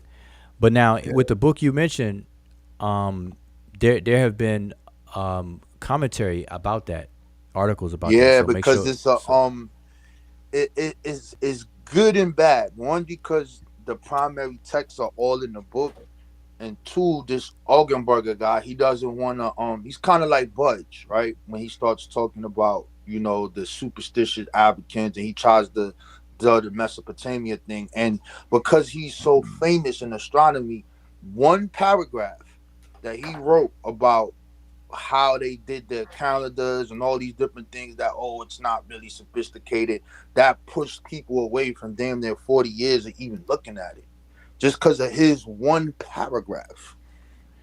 yeah, and You see know, that's unfortunate. That's why people got to do their own homework.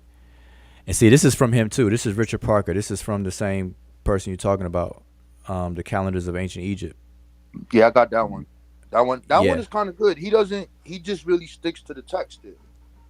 yeah, The yeah, the Ogdenberger guy though, he is on Mesopotamia, origin, mathematics, and all that other shit. yeah. It's definitely about these books. But and see, this is the thing. People could get books too, but we got to realize the chronological timeline of Egypt, even the study of Egyptology itself. Like so, a lot of things from the early 1800s, late 1800s, early 1900s were written under a certain paradigm of thought of the intellectuals of that day. 'Cause remember, they pulled everything into the biblical conversations and stuff. And then at some point there was a split in the pathway of discussing Egypt. So we got to be mindful of all that stuff. I think Budge is part of the tail end because Budge, when you read Budge's early works, he's on the biblical side, pushing, pushing, pushing. But then towards his later career, he started talking about Sudan, like, wow, look at all the connections of Egypt with Sudan and this, that, and the third. You could see that in his works over his tenure. Right. So we got to be mindful of that. So these early books, because Richard Parker, I think his works is like dated back then, right? Yeah, somewhere Um, around there. Not that far though. Not far back as on Budge though. But it's yeah, early. okay. This is like early 19, because he's Mm. at this one is 1950, Yeah, it's not. It's Brown's not. University. Yeah, it ain't back there. But I do think though, just like y'all brought up libraries, and like you just with your library card, every library has a research department. It might be special collections. So just because the book is not there, they're in the university, they'll send the book from the university there, and you go get the book. Yeah, Yeah, So I think a lot of I'm people just need to know that. impatient. Huh? I'm just impatient. I want it now. It's Amazon Prime. They messed it all up for me. I'm waiting for damn books. Well, they do this though. Let's say if they got, well, I don't know in every other state, if there's a book you can get, believe they say 10% of it scanned, which would be 50 pages, and if you Hmm. know what chapter or what you is, they scan it and they go right to your phone. Yeah, I've had that done. Matter of fact, Brother Wujawu, that that those pages that I had scanned of Oscar Perfuma's book, Yeah. that dealing with Kemet, that first chapter, it was a library that scanned it for me, and I went and picked up the physical copy, and they just happened to make a digital copy for me as backup, and so that's where I share. But I got that from the university did that service for me. Well, this is what Rabon was speaking about. This is Egyptian Astronomical Text Volume 1, Volume 2, and Volume 3. Altogether, $4,400. I got them all screenshotted. I got them all. So That's if all that you ever mattered to want to me. get into the astronomical conversation, so I think I'll get you, bro. Nah. I don't deal too much with the astronomy, so you don't see too me arguing any of that. I may come with the names, Right. but that's just not my focus and area of study. It's so much to study when it comes to Egypt. Yeah, But I just like it because I don't know why I always like. I think when I first ran across Jawa, I used to talk to him about that book. He was like, "I got the book," but I like it because it connects the rest of Africa, and you can see it through. Even though the names is different, you can look at the constellations, and I just thought it was interesting how they did their calendars and how every day is a divinity. And even when I cross-referenced something in that book, when I looked at the Yoruba culture before Ifa, they had a divination calendar called Adichie. And it's a simple way, or it's not simple, of how they was basing it off of Pacific continent. And it was the same as in Egypt. Now, the most weirdest thing that I saw from looking at that book that we looking at, they have the positions of the planets, even though it was only 5 of them they was talking about, but they have them in order in terms of the speed of the planet. And I'm like, what the fuck? And then I'm reading this, and they don't know the speed of light, of course, but they start talking about these things is millions of miles away. And I'm reading this, bugging the hell out. I'm like, yo, this is the secret science. Yeah, son. I like that. Yeah. Well, see, Dr. Vakedi Amin spent a good amount of time on a calendar project. She and I think a colleague of hers at one point back in the day, and so they spent time dealing with the calendars, tracing out all the source material, and collecting it, and I guess analyzing, critiquing it, and stuff like that. And I think I don't know, the team she had put together or part of, it kind of dissolved itself or whatnot, and so she never really came out with a full publication of the conclusion, of whatever case is. So that'd be interesting. I'm see about that with her. She spoke to me about that. It was called the Calendar Project, I think, and they were working on that. But they were utilizing all these different sources: the Richard Parker, the other author that has a 3-part series as well, and all of that material to really just get a better understanding and explanation of the calendar system and things. So I have a lot of the sources themselves, the text and the tombs that have the starry sky and stuff like that. Then you always culminates all the way in Hathor's temple in Dendera, the famous Dendera zodiac wheel. Yeah. They killed that zodiac part though. They was like, nah, get out of here with this. That shit is later. They got that out of there. So if you see the title, don't think you're gonna see the type of zodiac that They shot that. They like, no. They wasn't doing that. Not like that.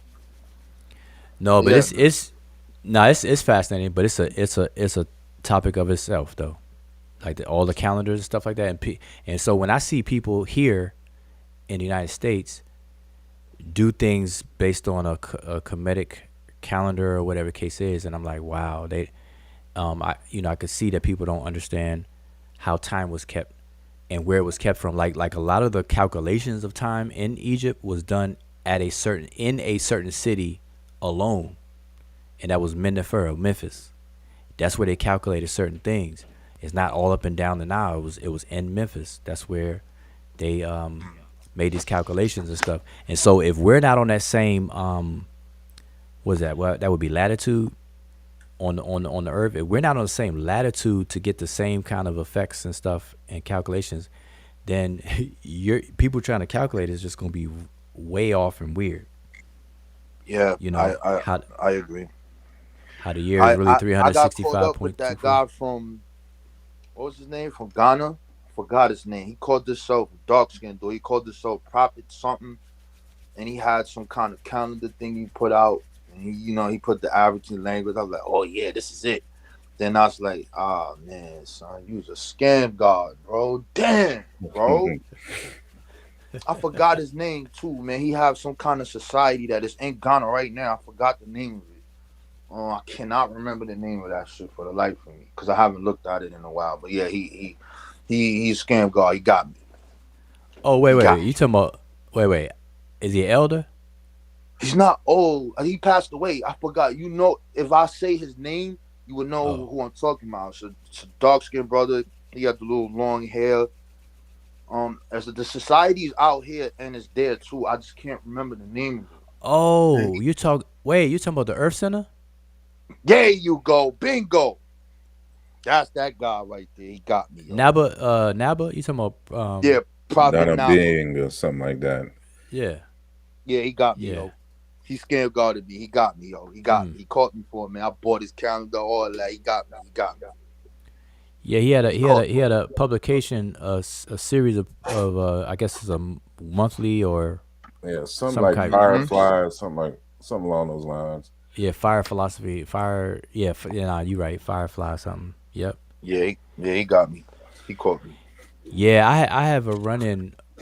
I used to run into a lot of members of the Earth Center, and I would hear the same arguments. You know, they would claim, cause they claim to come out of the Dogon type of culture, and that he was given, basically a charter or permission to transmit information over here in the West and stuff like that, and they teach the language that they call Medumai, and this and that. But when you actually sit down and look at it, if you know better, if you don't know better, you're gonna drink the Kool-Aid.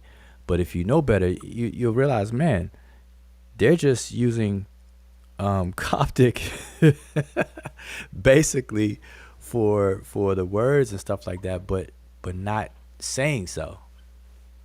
Man, he got me. Medumai. I mean, I learned real quick though. I bought the book. I bought the calendar, and I was like, all right. And I was like, all right, 10-day religious calendar, civil calendar. All right, this sounds like official. Then I started looking into it more, and I said, wait a minute, this is not adding up with the text. What the hell is this? Man, you made Mm. this. I'm done. I took the calendar and threw it away, yo. I thought you were talking about that elder that had that Osarian calendar Now I know what you talking about. I know what that you're was talking about. selling that. Man, that There's was a lot of crazy. scam guards out here, man. That's why I'm trying to tell the brother Asar, but he kind of looking at it different.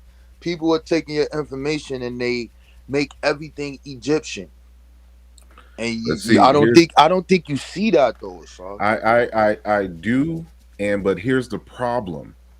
There's nothing that you can do to stop people from misunderstanding and misappropriating your work.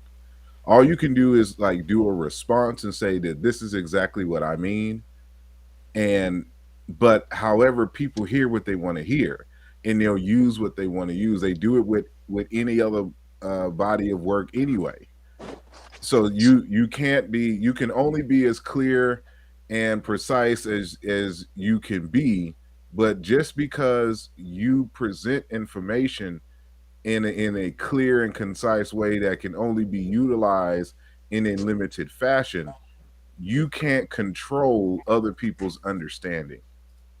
And at that point is I don't I don't do my research with them in mind, like they're going to misappropriate, because you never know in what way somebody's going to misappropriate or misconstrue what you say, and there's nothing you can do about that.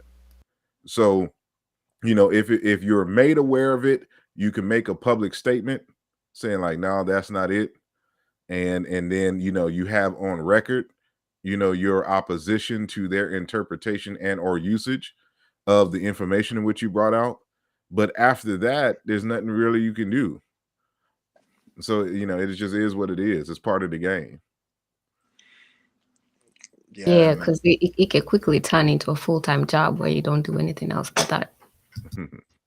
So that's what people don't really understand. It's like you can waste a whole bunch of time trying to correct idiots out in the world, but you take away from the time of your own research and providing the necessary information that the people who would appreciate it and understand would be able to utilize and get. So, it's a balancing act. But at the end of the day, you gotta appreciate and revere your time more than trying to correct a whole bunch of people who ain't gonna get it anyway. Right. I feel what you're saying. And then just like what was it, 6-7 years ago, I started really getting into the West Africa thing. And then I was like, and it's because that's the height of the Hebrews and all that other stuff. So then I'm like, what oral traditions? What are they talking about? So then I have to go look up the Igbo, and then all right, what's their tradition? All right, Neri tradition, Erie, Neri sounds like the Bible, Erie, but it's not. So I'm like, damn, like this is crazy. So because the name Erie is the same that's in the Bible, it's the same person, So as I began to do that and start looking at it, then I had to understand like what is going on in time frames, who are the people that are ruling, and why are these people connecting themselves? Because these are Africans saying this. These are not Europeans. They're saying this stuff. So it's not them. It's they saying it. So I'm like, okay, so where'd they get this from? And that brought me to that Hermetic hypothesis. And when I saw, well, it's 3 stages of it, but that third stage where you have Islam and all of this stuff is tying into the Middle East, Mecca, and Egypt. So when it disheartened me when I start looking at all of these people who write this stuff, or not write, but they have their orations of this. They doing performances of this, and they start in their story with Noah, but they're using African words, and you can tell it's an oral tradition because they're not really using the book, but they mentioning the theme of the book. And I'm like, damn, man, it's like it just wiped our culture out. So when I hear this, like, okay, our moon is here, fine. This is the same argument that I kind of hear from the Igbo. And these Igbo Africans is telling us right now that Erie is the Erie from the Bible. And it's the same name, deity, migration, and all. And it's crazy to me. I'm like, yo, bro, like, and then that brought me to that. And I was like, okay, so when did the people start saying they come from Egypt? And then when I started reading that, I'm like, okay, now that's them fighting against this Middle Eastern Mecca thing. And they like, well, it's a possibility they came from here. Here's a connection with divine kings. Here's a connection with this. And I'm like, I don't know, man. I'm gonna leave it at this. I read one a late one of the Wagadu cycle. These dudes say the people for Ghana went from India to fucking Jordan to Yemen to Israel to West Africa. I'm like, yo, son, this is nuts, bro. It's just sad, bro. You know what I mean? It's just sad, man. Well, I hope that everybody understands that a lot of these topics that are brought up on the various different platforms and Facebook and stuff like that, they're really not microwavable topics, but we assume they are, and then everybody acts accordingly, and then we seem to fall short. Because in my time of being on Facebook, which I always say in 2009, 2010, I've literally seen the same topics percolate to the top, then they fade away, then they come back, fade away, come back, fade away, come back, fade away. And when it comes back with a vengeance. And it's like when I observe that, it's like it don't seem like we're making progress. because even if the people we are making a little progress, it's minimal compared to the non-progress that's like really seen. And Mm. and I think that part of that is because people have the wrong approach to these topics. Like they're treating it like something, like arguing over who has the best jump shot. You know what I'm saying? Or taking it too lightly and not putting a lot of their soul into it. Like it's like cooking food. You can put your love into it, or you just throw some stuff together just to satisfy your hunger. And I think that's what's happening. So I hope the people slow the conversation down, or just make them bite sized and minimal. Because if you're gonna spend 2 hours online, don't try to talk about 50 topics in 2 hours. Pick one and just go all the way out from A to Z. The pros, the What can cons. also be done, and I'm thinking about doing this, and I know I'm going to do it, is, as I mentioned to you before, pre-record your show and have a clear dividing like markers in your presentation. And then once your show is done, find those segments, those kind of key segments, and just make smaller videos out of that. You already have your demarcation points marked, and it'll be easier so that, for those who can get the 2 hour, could do the 2 hour, they know where to go for the 2 hour.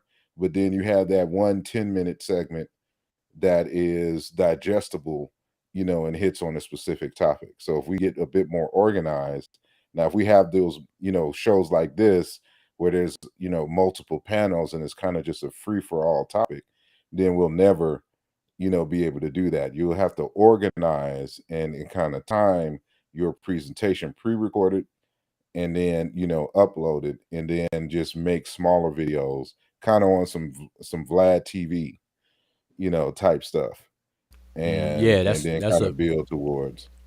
nah, that's good. That's solid because that definitely works.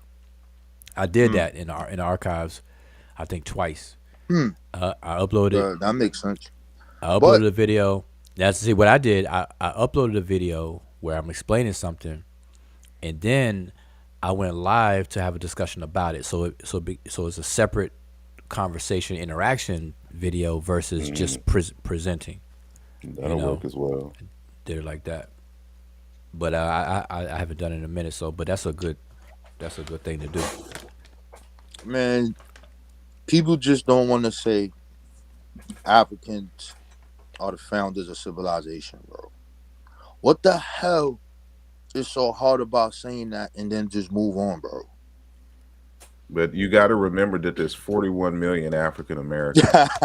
Now, see, you just complicated. Why you have to do that, bro? But it speaks to the point that, do you know how many people we have to educate and reach? Every time you turn on the web, it is somebody who is just coming into consciousness, just coming across information. So they don't hear none of this stuff. You may be tired of hearing about it because you are in the mix. But think about it from a teacher's standpoint. They teach the stuff every semester and every year, and had the same conversations, but they understand they're going to have to keep going over this stuff because they have new students coming in every single semester, twice, sometimes 3 times a year. So you got to understand that just because you have come across this information, and I don't know how old you are, Rob Bourne, Mm-hmm. but I'll be 43 this summer. Mm-hmm. And I have been, when I first went to school, it was 97, 98. So, a lot of this stuff that we're talking about, I came across as a freshman and in high school, because I went to high school and college at the same time for my last year, my senior year. This is old news, and this is 43, 45 years later. Not 45, excuse me, 25, years later. But I understand that, you know, there's young folks who were born in 2007, in 2010, you know, and was born in 1998, who had never come across this information before in their life. And I'm going to have to repeat it. And just because I did a video one time, it, you know, it's probably buried in the back of old videos, you know, and it doesn't come up in the algorithm. So I may have to reimagine it and kind of link it via some other subject, you know, so that it would be caught in the current wave of algorithms. And that's why we write books and the whole line, so we can hit them up every time. But the point being is that there are people who come into consciousness at different stages of their life. And there's some elders who have been Christian, Muslim all their life.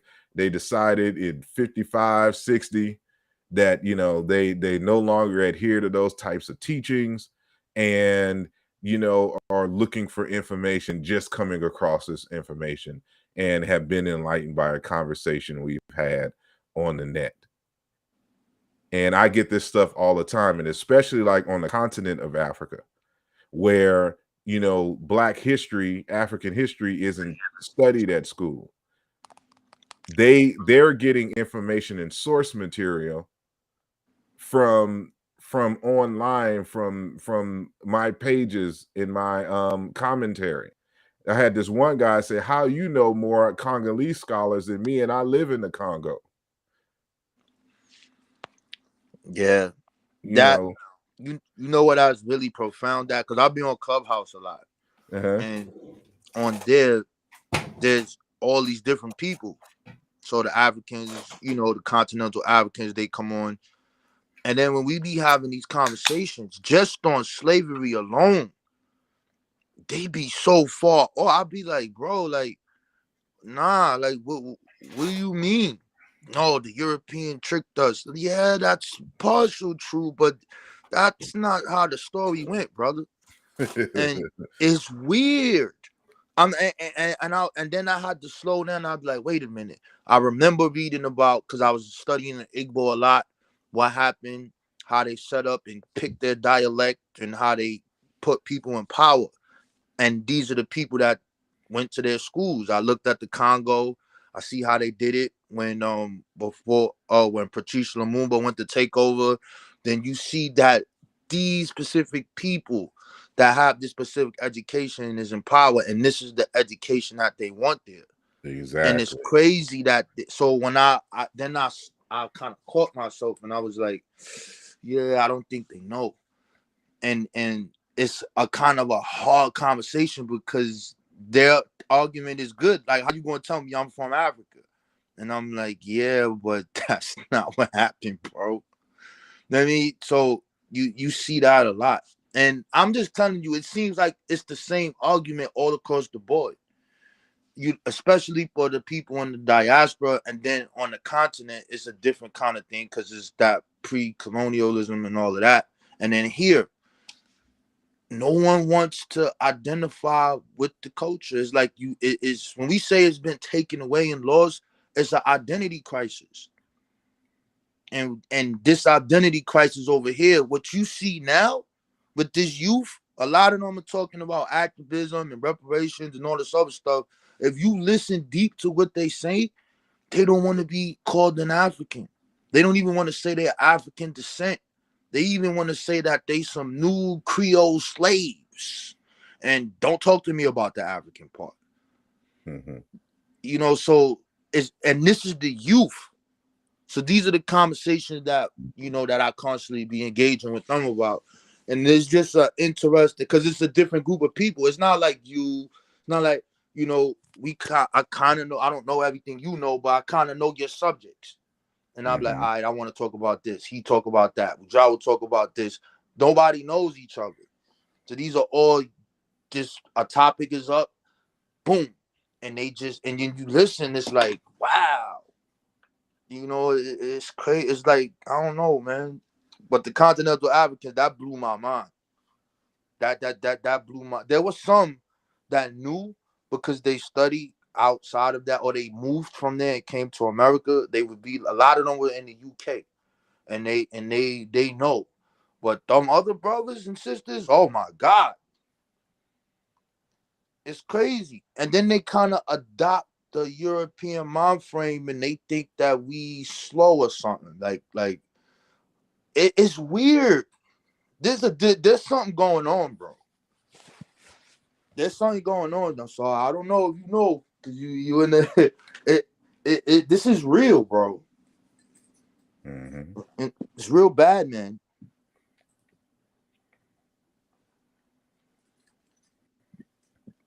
Hey, would y'all? She says she's sharing the screen. That's why I'm not saying. Oh, yeah. Sorry, Yeah. I'm up here talking, and I was on mute. Yeah, I was supposed to end this 30 minutes ago. So we got 1 minute, and I know somebody asked a question. That's well, the face guy, right? Well, he asked Emiket, his brother J Mill. He asked, show glyph D1, D1A, D2, D2A, and so she has it on the screen. And I'm just trying to see what the question was. He said, thank you. So D2 was not alone when the glyphs were created. D2 seems to be painted yellow. Wow. Well, that just depends on where you're finding it. So that would be definitely. I saw those two on the bottom as black people. I seen those before. They were like brown.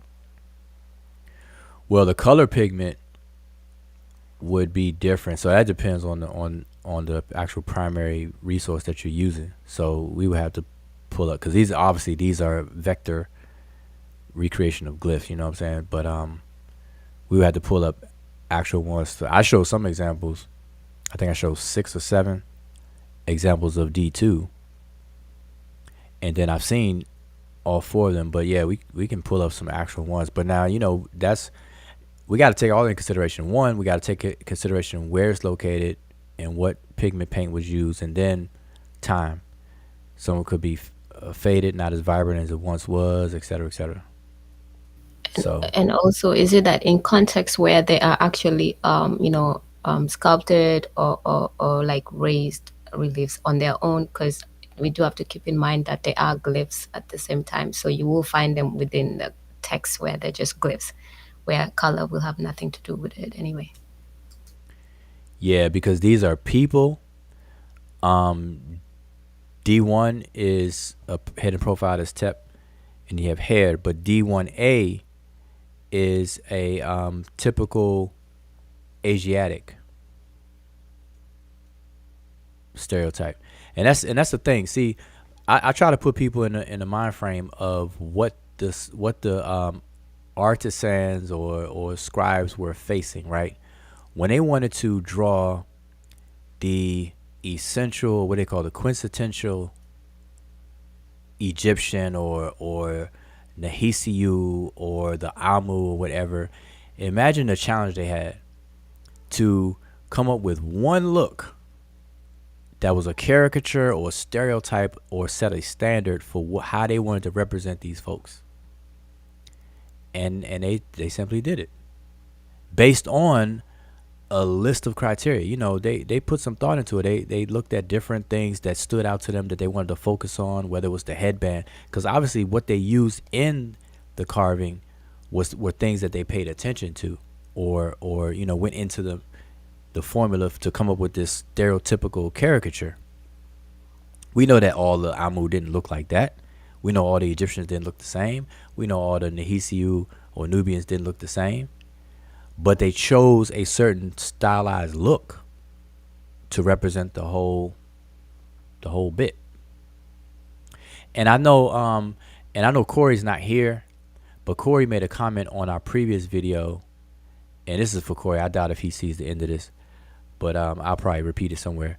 But Corey made a comment to say that the Egyptians did look at color to determine X, blah, blah, blah.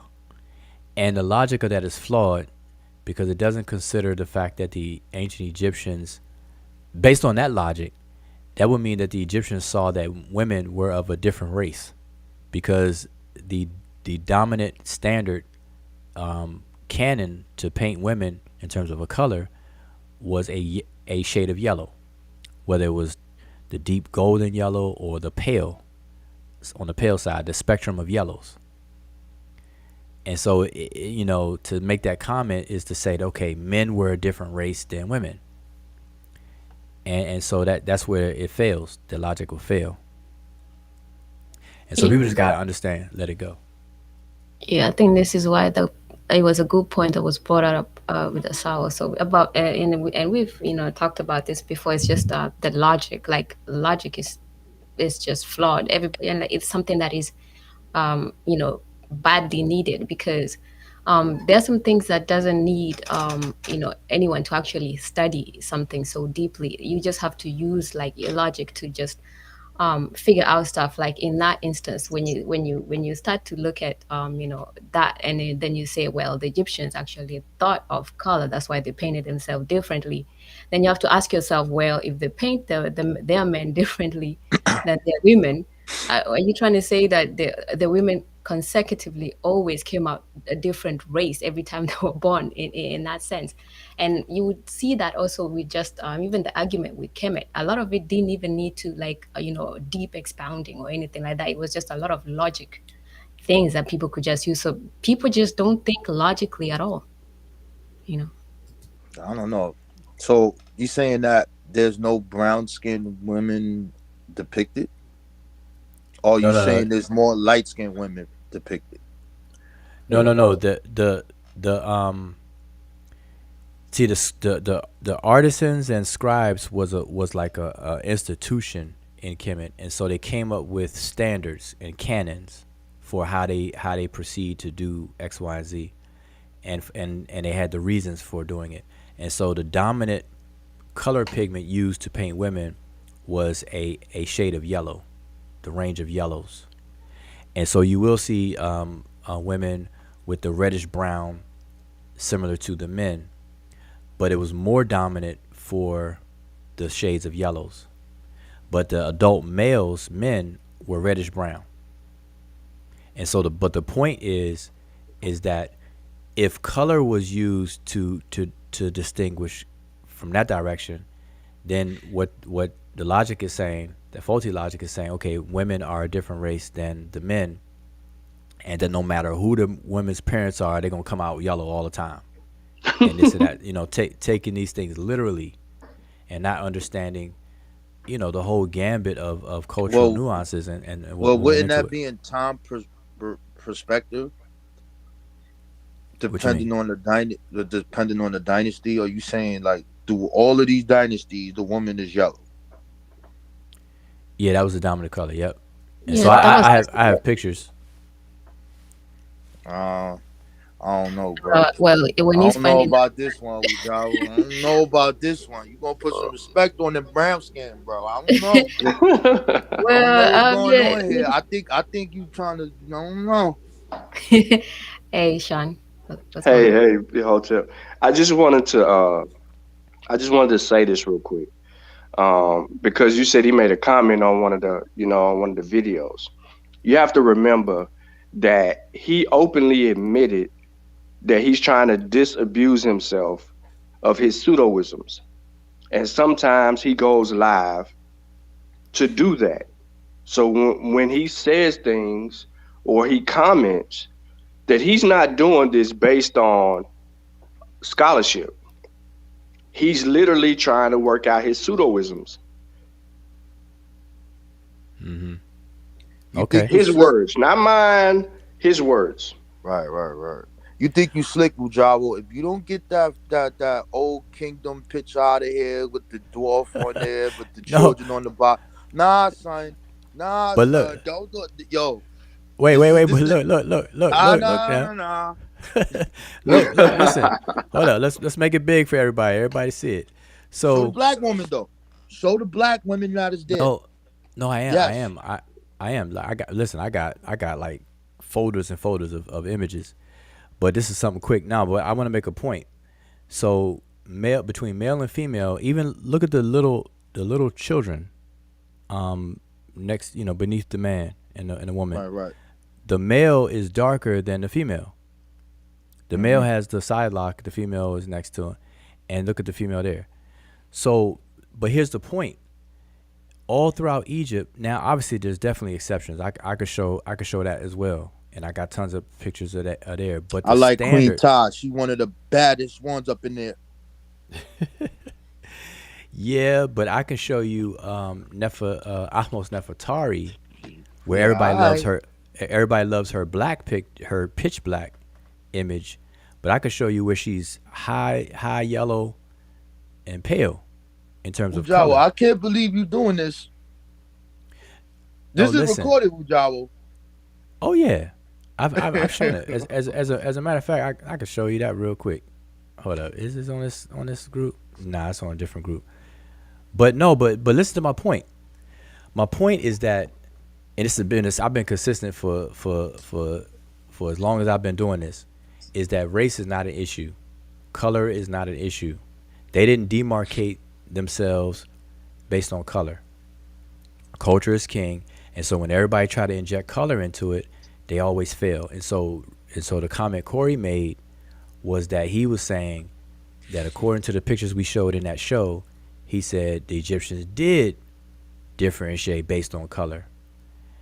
And if we were to adopt that logic, then that means that they differentiated men and women based on color and not something else.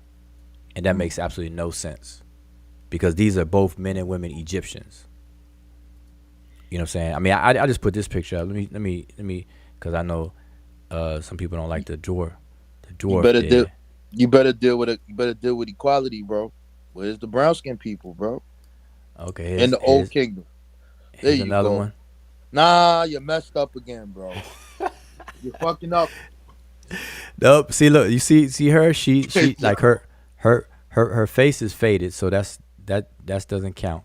But look at her arms. Look at her arm though. Her arm is tan, bro. No, it's yellow. It's actually a yellow That's color. still tan, bro. No, but I mean, but the point is that the women were consistently painted with a different pigment in the spectrum that the scribes use. The men are usually in a reddish brown hue or pigment, and the women are in some shade of yellow. All right, can you show us a standard picture of a brown skinned woman? And if you don't have one of those in your file ready to show us real quick, I got you. Now he gonna say real quick. Listen, look how fast you pulled this up.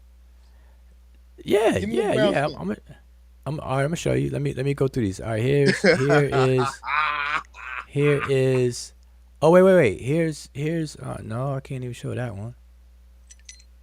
No, because see, I'm in my folder. I get your point that you're trying to make though.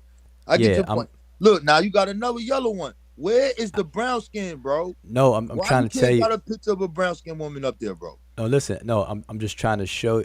I'm in my folder for this. That's all. That's what I'm saying. So where's the contrast? Yeah, I have a folder for that. I'm just not in it right now. I'm just not in that folder right now. Yo, I know the wooden sculptures, mostly definitely you will find those colors, but really on the steles, like mostly it will be reddish skin for the reddish brown skin for the men, and then yellow, pale yellow. All right, for so the why men. what's the significance of the color yellow? Yeah, that's the right question to ask. Yeah, what's the significance? Because Jawa, I don't know about what you're doing right now, but so break the significance down of why they're using yellow. There got to be a reason why they're doing that. There has to be a reason. That one's too blurry. Well, there are some theories that that people have latched onto until further information. Wait, are these all? Wait, so let's ask another. Are these all like high-ranking people? Are these the commoners that you're showing us? Some of them are, and some of them are not. I'm just quickly putting a picture up without the where it's from and stuff like that. But you see this? That she's yellow. Now a lot of her stuff is faded, but you can see the neck and the shoulders yellow, and he's like the reddish brown, typical reddish brown. And then where they get it from, without being too long-winded, you see this right here. Dang, this is small. This is gonna be blurry. Um, the deities' skin was said to be made of gold. And let's see about this Oh, one. Okay, nah, that's so the definitely deities are take gold. that off. So the Yeah, women but are like gold. yeah, that's too small. Yeah, I got some ones that's definitely too small on here. I get your point when you was breaking down why not a color, but can you show us the brown skin folder, brother? He wants that I'm brown not gonna skin. stop until you tell me you either have it or you don't. No, I definitely do. I definitely do. All right, let me see what this one is. I'm trying to make sure. Okay, yeah, and she got two Who's husbands. that? Nah, she don't. Who are But those people? Who is see that? that right there? But look at that. But who's that though? Yeah, I would have to look through my notes to remember who these were. But this is another example. See, she's in the middle of two reddish brown, and she got yellow. So it just shows the contrast in those. So these pictures are in my folder just to drive the point home that color was not an issue. And even look at the deity. This is Osset and Ramsey. No, this Horemheb. You see Horemheb's name right there. So Horemheb and Osset, she's gold, and he's dark reddish brown. Yeah, so it got to be a reason why they doing that. I don't know it because I Yeah, never looked into what the reasons of. That's another whole history. Why they color certain things. That's another. yeah. I'm gonna leave this one on here. Yeah, but I could go into my other folder, but not now, man. I'm trying Hey, to I'm gonna put you hop on to off here. something if you don't know about it. Have you ever saw the Comet Journal? Comet Journal. Yeah, What? pull it up. Just put Comet Journal. Okay, let's see what Rob was talking about. Comet Journal. Let's see. Let's see. So all of my fellow Cometians, here's my gift to you, but you do gotta buy it. This is one of the illest things that you'll ever get or ever see in Comet. Oh, Illest. CometJournal.com. Yeah, pull it up. And then just put past issues in there if you want. Yo. No, I don't see. I see current issues. Oh, Oh, y'all back see current? issues. Yeah, Just yeah, back back issues. issues. Yeah, put them on the screen, Oh, bro. yeah. Yeah. I've seen this. Yeah, I've seen this like back in the day. I've seen this. Yeah, I'm on that. The Commission Journals, bro. So I don't know Yeah. about this, man. You better think about that. Wait, what do you say? Think about what? What you mean? Oh, the yellow and the reddish brown. Oh, no. Yeah, Listen, you gotta have an answer for that, bro. Listen, I'm solid on that. We could talk about it. We could pick up on that. I I'm get your solid on that. point on the color of what you're trying to say, but it gotta be a reason why they doing that. There's some Yeah, kind of reasoning. It's a reasoning behind it. I don't know what it is. I really yeah, but don't. it's not. But that reason it has nothing, absolutely nothing to do with race. That's No, no, that. That's. I could possibly agree with. I could agree with that, but it got to be a reason for it. I'm gonna stick Oh, I to mean, what yeah. you Listen, first said. I think it's no, gold. no, but it's not. Meaning But yeah, gold is precious, right? So if gold is precious and you painting of gold, then I'm getting on my pseudo because I got 77 trillion years of downloading information. So they're gold, and gold is basically pure, and gold is a good property that everybody wants, and that's why they gold. well, we'll talk about it. But you're right. I mean, everything in Egyptian art is not done for the art's sake, like how we do art, just abstract art with no rhyme or reason, just allow anybody to interpret it any which way, willy nilly. Um, in a lot of African Yo, they said, "Where's the community. gray haired Egyptians?" That's funny. Oh yeah, you're not gonna see too many old and frail Egyptians. See, you got to remember, this goes back to the comment I made. They had to choose a standard way of representing Egyptians with nuances that will fit people's character depending on the context. So the wooden statues, the different 3D type sculptures will be nuanced to favor a person or whatever the case is. But there was a universal standard made on the Egyptian quote unquote look, the color pigment that was chosen, why it's reddish brown. And we know all the Egyptians didn't have the exact same skin color. I could show you a scene where there's like a thousand Egyptians and all of them the same skin color. Like what? No. Yeah, plus All Oh, sorry to interrupt, but I was just saying on the old gray haired, because that is, with the culture, what was prevalent was showing youthfulness and vigor. So even for the kings and whatnot, you wouldn't find them portraying a king looking like probably he or she would be like old, and so everything is the artwork itself is portraying something, a wish of having that vigor and youthfulness, where they say never nature, always young and things like that. And you can definitely tell that you can take the artwork in that sense to be a reality in a sense, even especially when you're dealing with Hatshepsut's sculpture, where she's like a man. So they're actually portraying the function, her function, and then what she's supposed to be like, strong and whatnot. So these are the things that you kind of have to keep in mind. So you will definitely not be seeing no gray haired stuff like that. Yo, what's the name of that old story? What the destruction of mankind? Who doesn't Ra get gray hair or something? And he's old, and then the gods flip on him. Does it say gray hair in there? I think it said gray Uh, hair. I think I know what you're talking about. You're talking about the destruction of actually it's the salvation of mankind, which is what it should be called. But yeah, that's when Ra gets older, and he has a council, and he actually relinquished the kingship over to um, Geb, and then Geb gives it to Osir, and then Osir dies and leaves it Then to Heru. Sekhmet or something. But did it say he No, had no, gray hair? second. Right? I don't remember it being gray hair, Yeah, I just thought that just popped in my head though. Well, all right. But this is art, so but this is what you're but talking now about. here's the this is my last point with this color thing is the Amu, the Asiatics are often painted with the same pigment that the women are painted. And so with Corey's logic, if we were to use that logic, then all of Egyptian women, not all of them, but most of the ones we see in artwork, they must be all Asiatics. Like, Egypt barely had their own women. Hey, Asiatic black man. All right, but listen, man, it's 1 o'clock. I'm gonna definitely have to shut it down, man. So I appreciate. I think Asar. I don't know if Asar, you got anything to close with? I saw Asar asleep, probably. bro. He done. He checked out, bro. Yeah. All right. What Well, the Rob, hell on is we we, this? we we What we is could this pick. restream? What is this?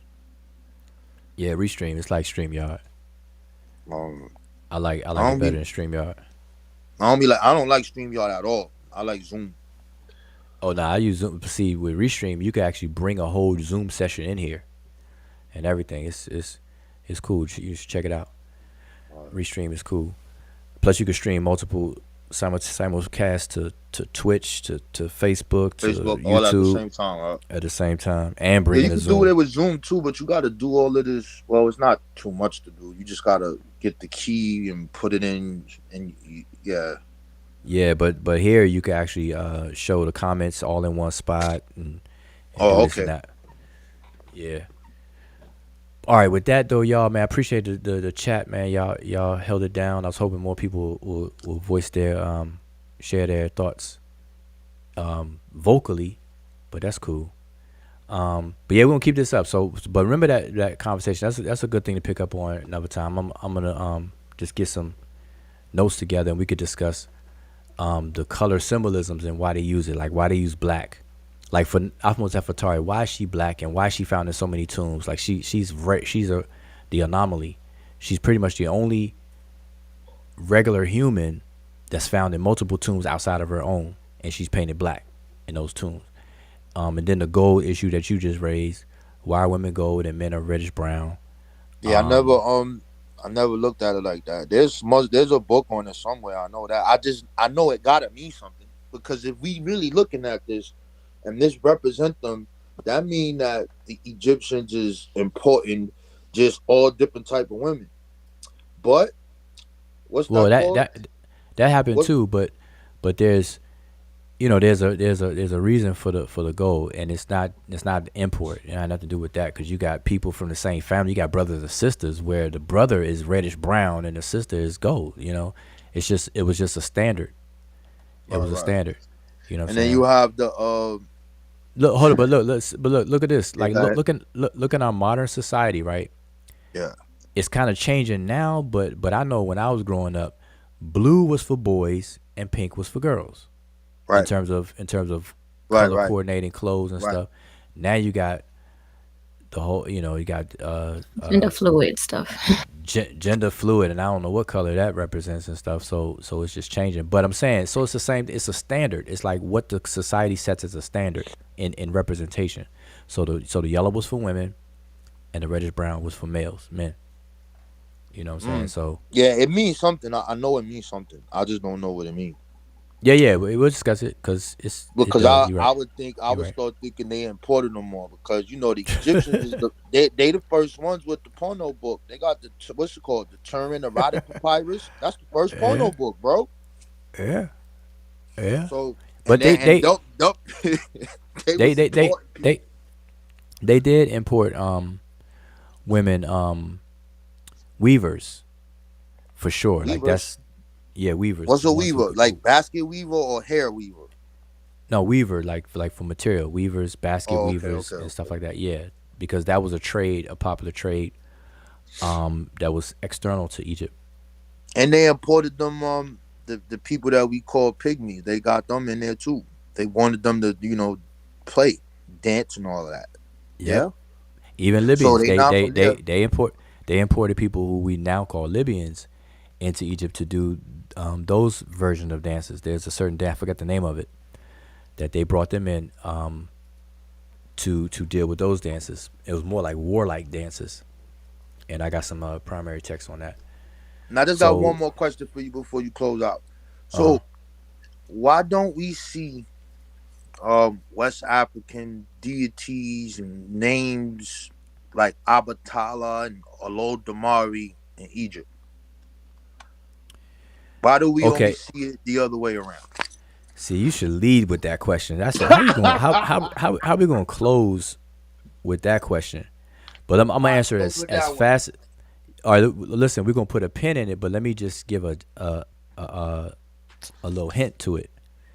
So when you say Obatala or Arunmila and ones whatever you named, we had, and this is not the answer, but I'm just saying we have to remember that you got the form and then the concept or the meaning, and so sometimes the concept may be shared by two separate cultural populations, and the reason why they're shared may not be because one got it from the other, but they could both at some point in their past come from a common parent culture, but then it manifests in a different form in terms of pronunciation and some added attributes to the concept as opposed to the other one. And so Arun Mila would correspond just conceptually with some of the attributes with Jehudi. Obatala conceptually with some of the attributes with Wasir. Ogun, or not Ogun, Shango may correspond conceptually with some of the attributes with Heru. That's not to say that Shango comes from Heru or whatever the case is. They could come from a parent. I'm just giving a example, so don't hold me to this until we, but I'm saying how the flow can happen. You have a parent culture, and then you have a split, and then they can So inherit are it. you saying that Egypt is the daddy? Come on, say it. No, because Egypt was once part of a parent culture from which all these come from, and we know this linguistically because you got related languages. Egyptian, the language doesn't come from Yoruba or Twi and blah blah blah, but we can show that they come from a parent language, pre-dialectical parent, and we can show the proximity of the relationship and stuff like that. And so if you can reproduce a parent language, then theoretically you could reproduce the parent culture. And it's about inheritance, not so much stealing or borrowing. from each other on the child level. You see, so that's what happens. Like look at well, now that would be a good example. But you get what I'm saying? Like there's a parent culture that existed for a certain time, right? Let's say a parent culture existed for like 150 years. You got this one culture, everybody's all good and groovy. Then they run out of resources, and then they split up. It's like a certain portion of the population is split, and then over time they develop different attributes to their once unified concepts of different deities or whatever. But due to circumstances and situations, they may add attributes, and then the language may change and whatnot. So that's an inheritance from a parent, and we see that tracing out the language. And so the same concept may have been the original parent, but then it may kind of have a nuance or different attributes added to it, different pronunciation, but essentially they come from the same parent. So the same parent meaning East Africa. Not necessarily, because remember, the Nile Valley. Well, it depends on what time period you're talking about. But people. Yeah, I'm just talking about all in general. Well, that's what I'm saying. No, not necessarily Nile Valley, because remember the Nile Valley was sparse at first. It was about that central Saharan area. People, when the Sahara dried up, everybody just started literally going for the hills. Or trying to seek out river basins and water. So they go to the Niger River, they go to the Nile, and this and that. I don't know. I always use I don't know. I would like to say Muntu is the same as the Muntu that's there. I'm not sure. You know what I mean? But I don't know. Kind of fits. Muntu, Mantu sounds the same, right? Well, see, you don't fall up for that. That's instead of lookership, that's earship. Muntu, Mantu, it sounds the same to me. Hearership, you know what I mean? that's hearership instead of lookership. Yo, but no, there's tools to trace that out, and I think that's what Asar was stressing, or stress all the time. Historical comparative linguistics is a very valuable tool. I feel you, brother. I just think this would be a good combo. Why everything? I guess we see deities from Kemet in West Africa. We see stuff from Kemet in West Africa, but we don't see nothing from West Africa and Egypt. Obviously, they had to do some kind of trading, right? How come I don't get it. Well, nah, but see, okay, but wait, but see, even how you just said that, we got to be careful because listen, no, check this out. Okay, I'm gonna give you, and I really have to go. Listen, in Egypt, you see those big column pillars, those big lotus pillars, the big pillars, yeah, and Karnak and all that kind of stuff. Yeah. Well, what inspired those? Where the forests. So they got a stone forest. They replicated the forest in Egypt because they no longer, whatever parent culture. You said the forest? Yeah, the trees. Okay. I get what you're saying. Yeah, those columns are there to mimic trees, or big old trees with big fat tree trunks and stuff like that. They stylize them as lotus and papyri plants and stuff like that, but they are replicas of trees. And so in the temple courtyards, you have these trees because that's, as far as the parent culture is concerned, that's where obviously they were in their environment where they did the similar things. This is a good way to end the show. The forest was known as, if you want to use the supreme being in Central West Africa, those are the founders of Kemet. I'm good. I'm good. All right, man. Hey, listen, we go pick up on that. But where's Unc Binu? I hope Unc Binu's still here, man. Hey, Unc Binu, I'm gonna send you. I got your cousin in the green, with the 4-leaf clover and the Lucky Charms. I'm just messing. All right, but I'm gonna say peace to the chat and the panel. I see Asar done checked out. And MK, you got any last words? Well, yeah, just do well for the conversation and hope to see y'all next time. Hopefully, we'll have that discussion about color. What the meaning behind them are. That would be very interesting. But yeah, do well for. Yeah, I know there's a meaning to them colors, bro. I know that Oh shit. yeah. Oh, definitely. I mean, there's a whole book. There's John Baines is a good author to check out. John Baines, he does a good analysis on the different colors and stuff like that, and the artwork. Period. But we'll get into it.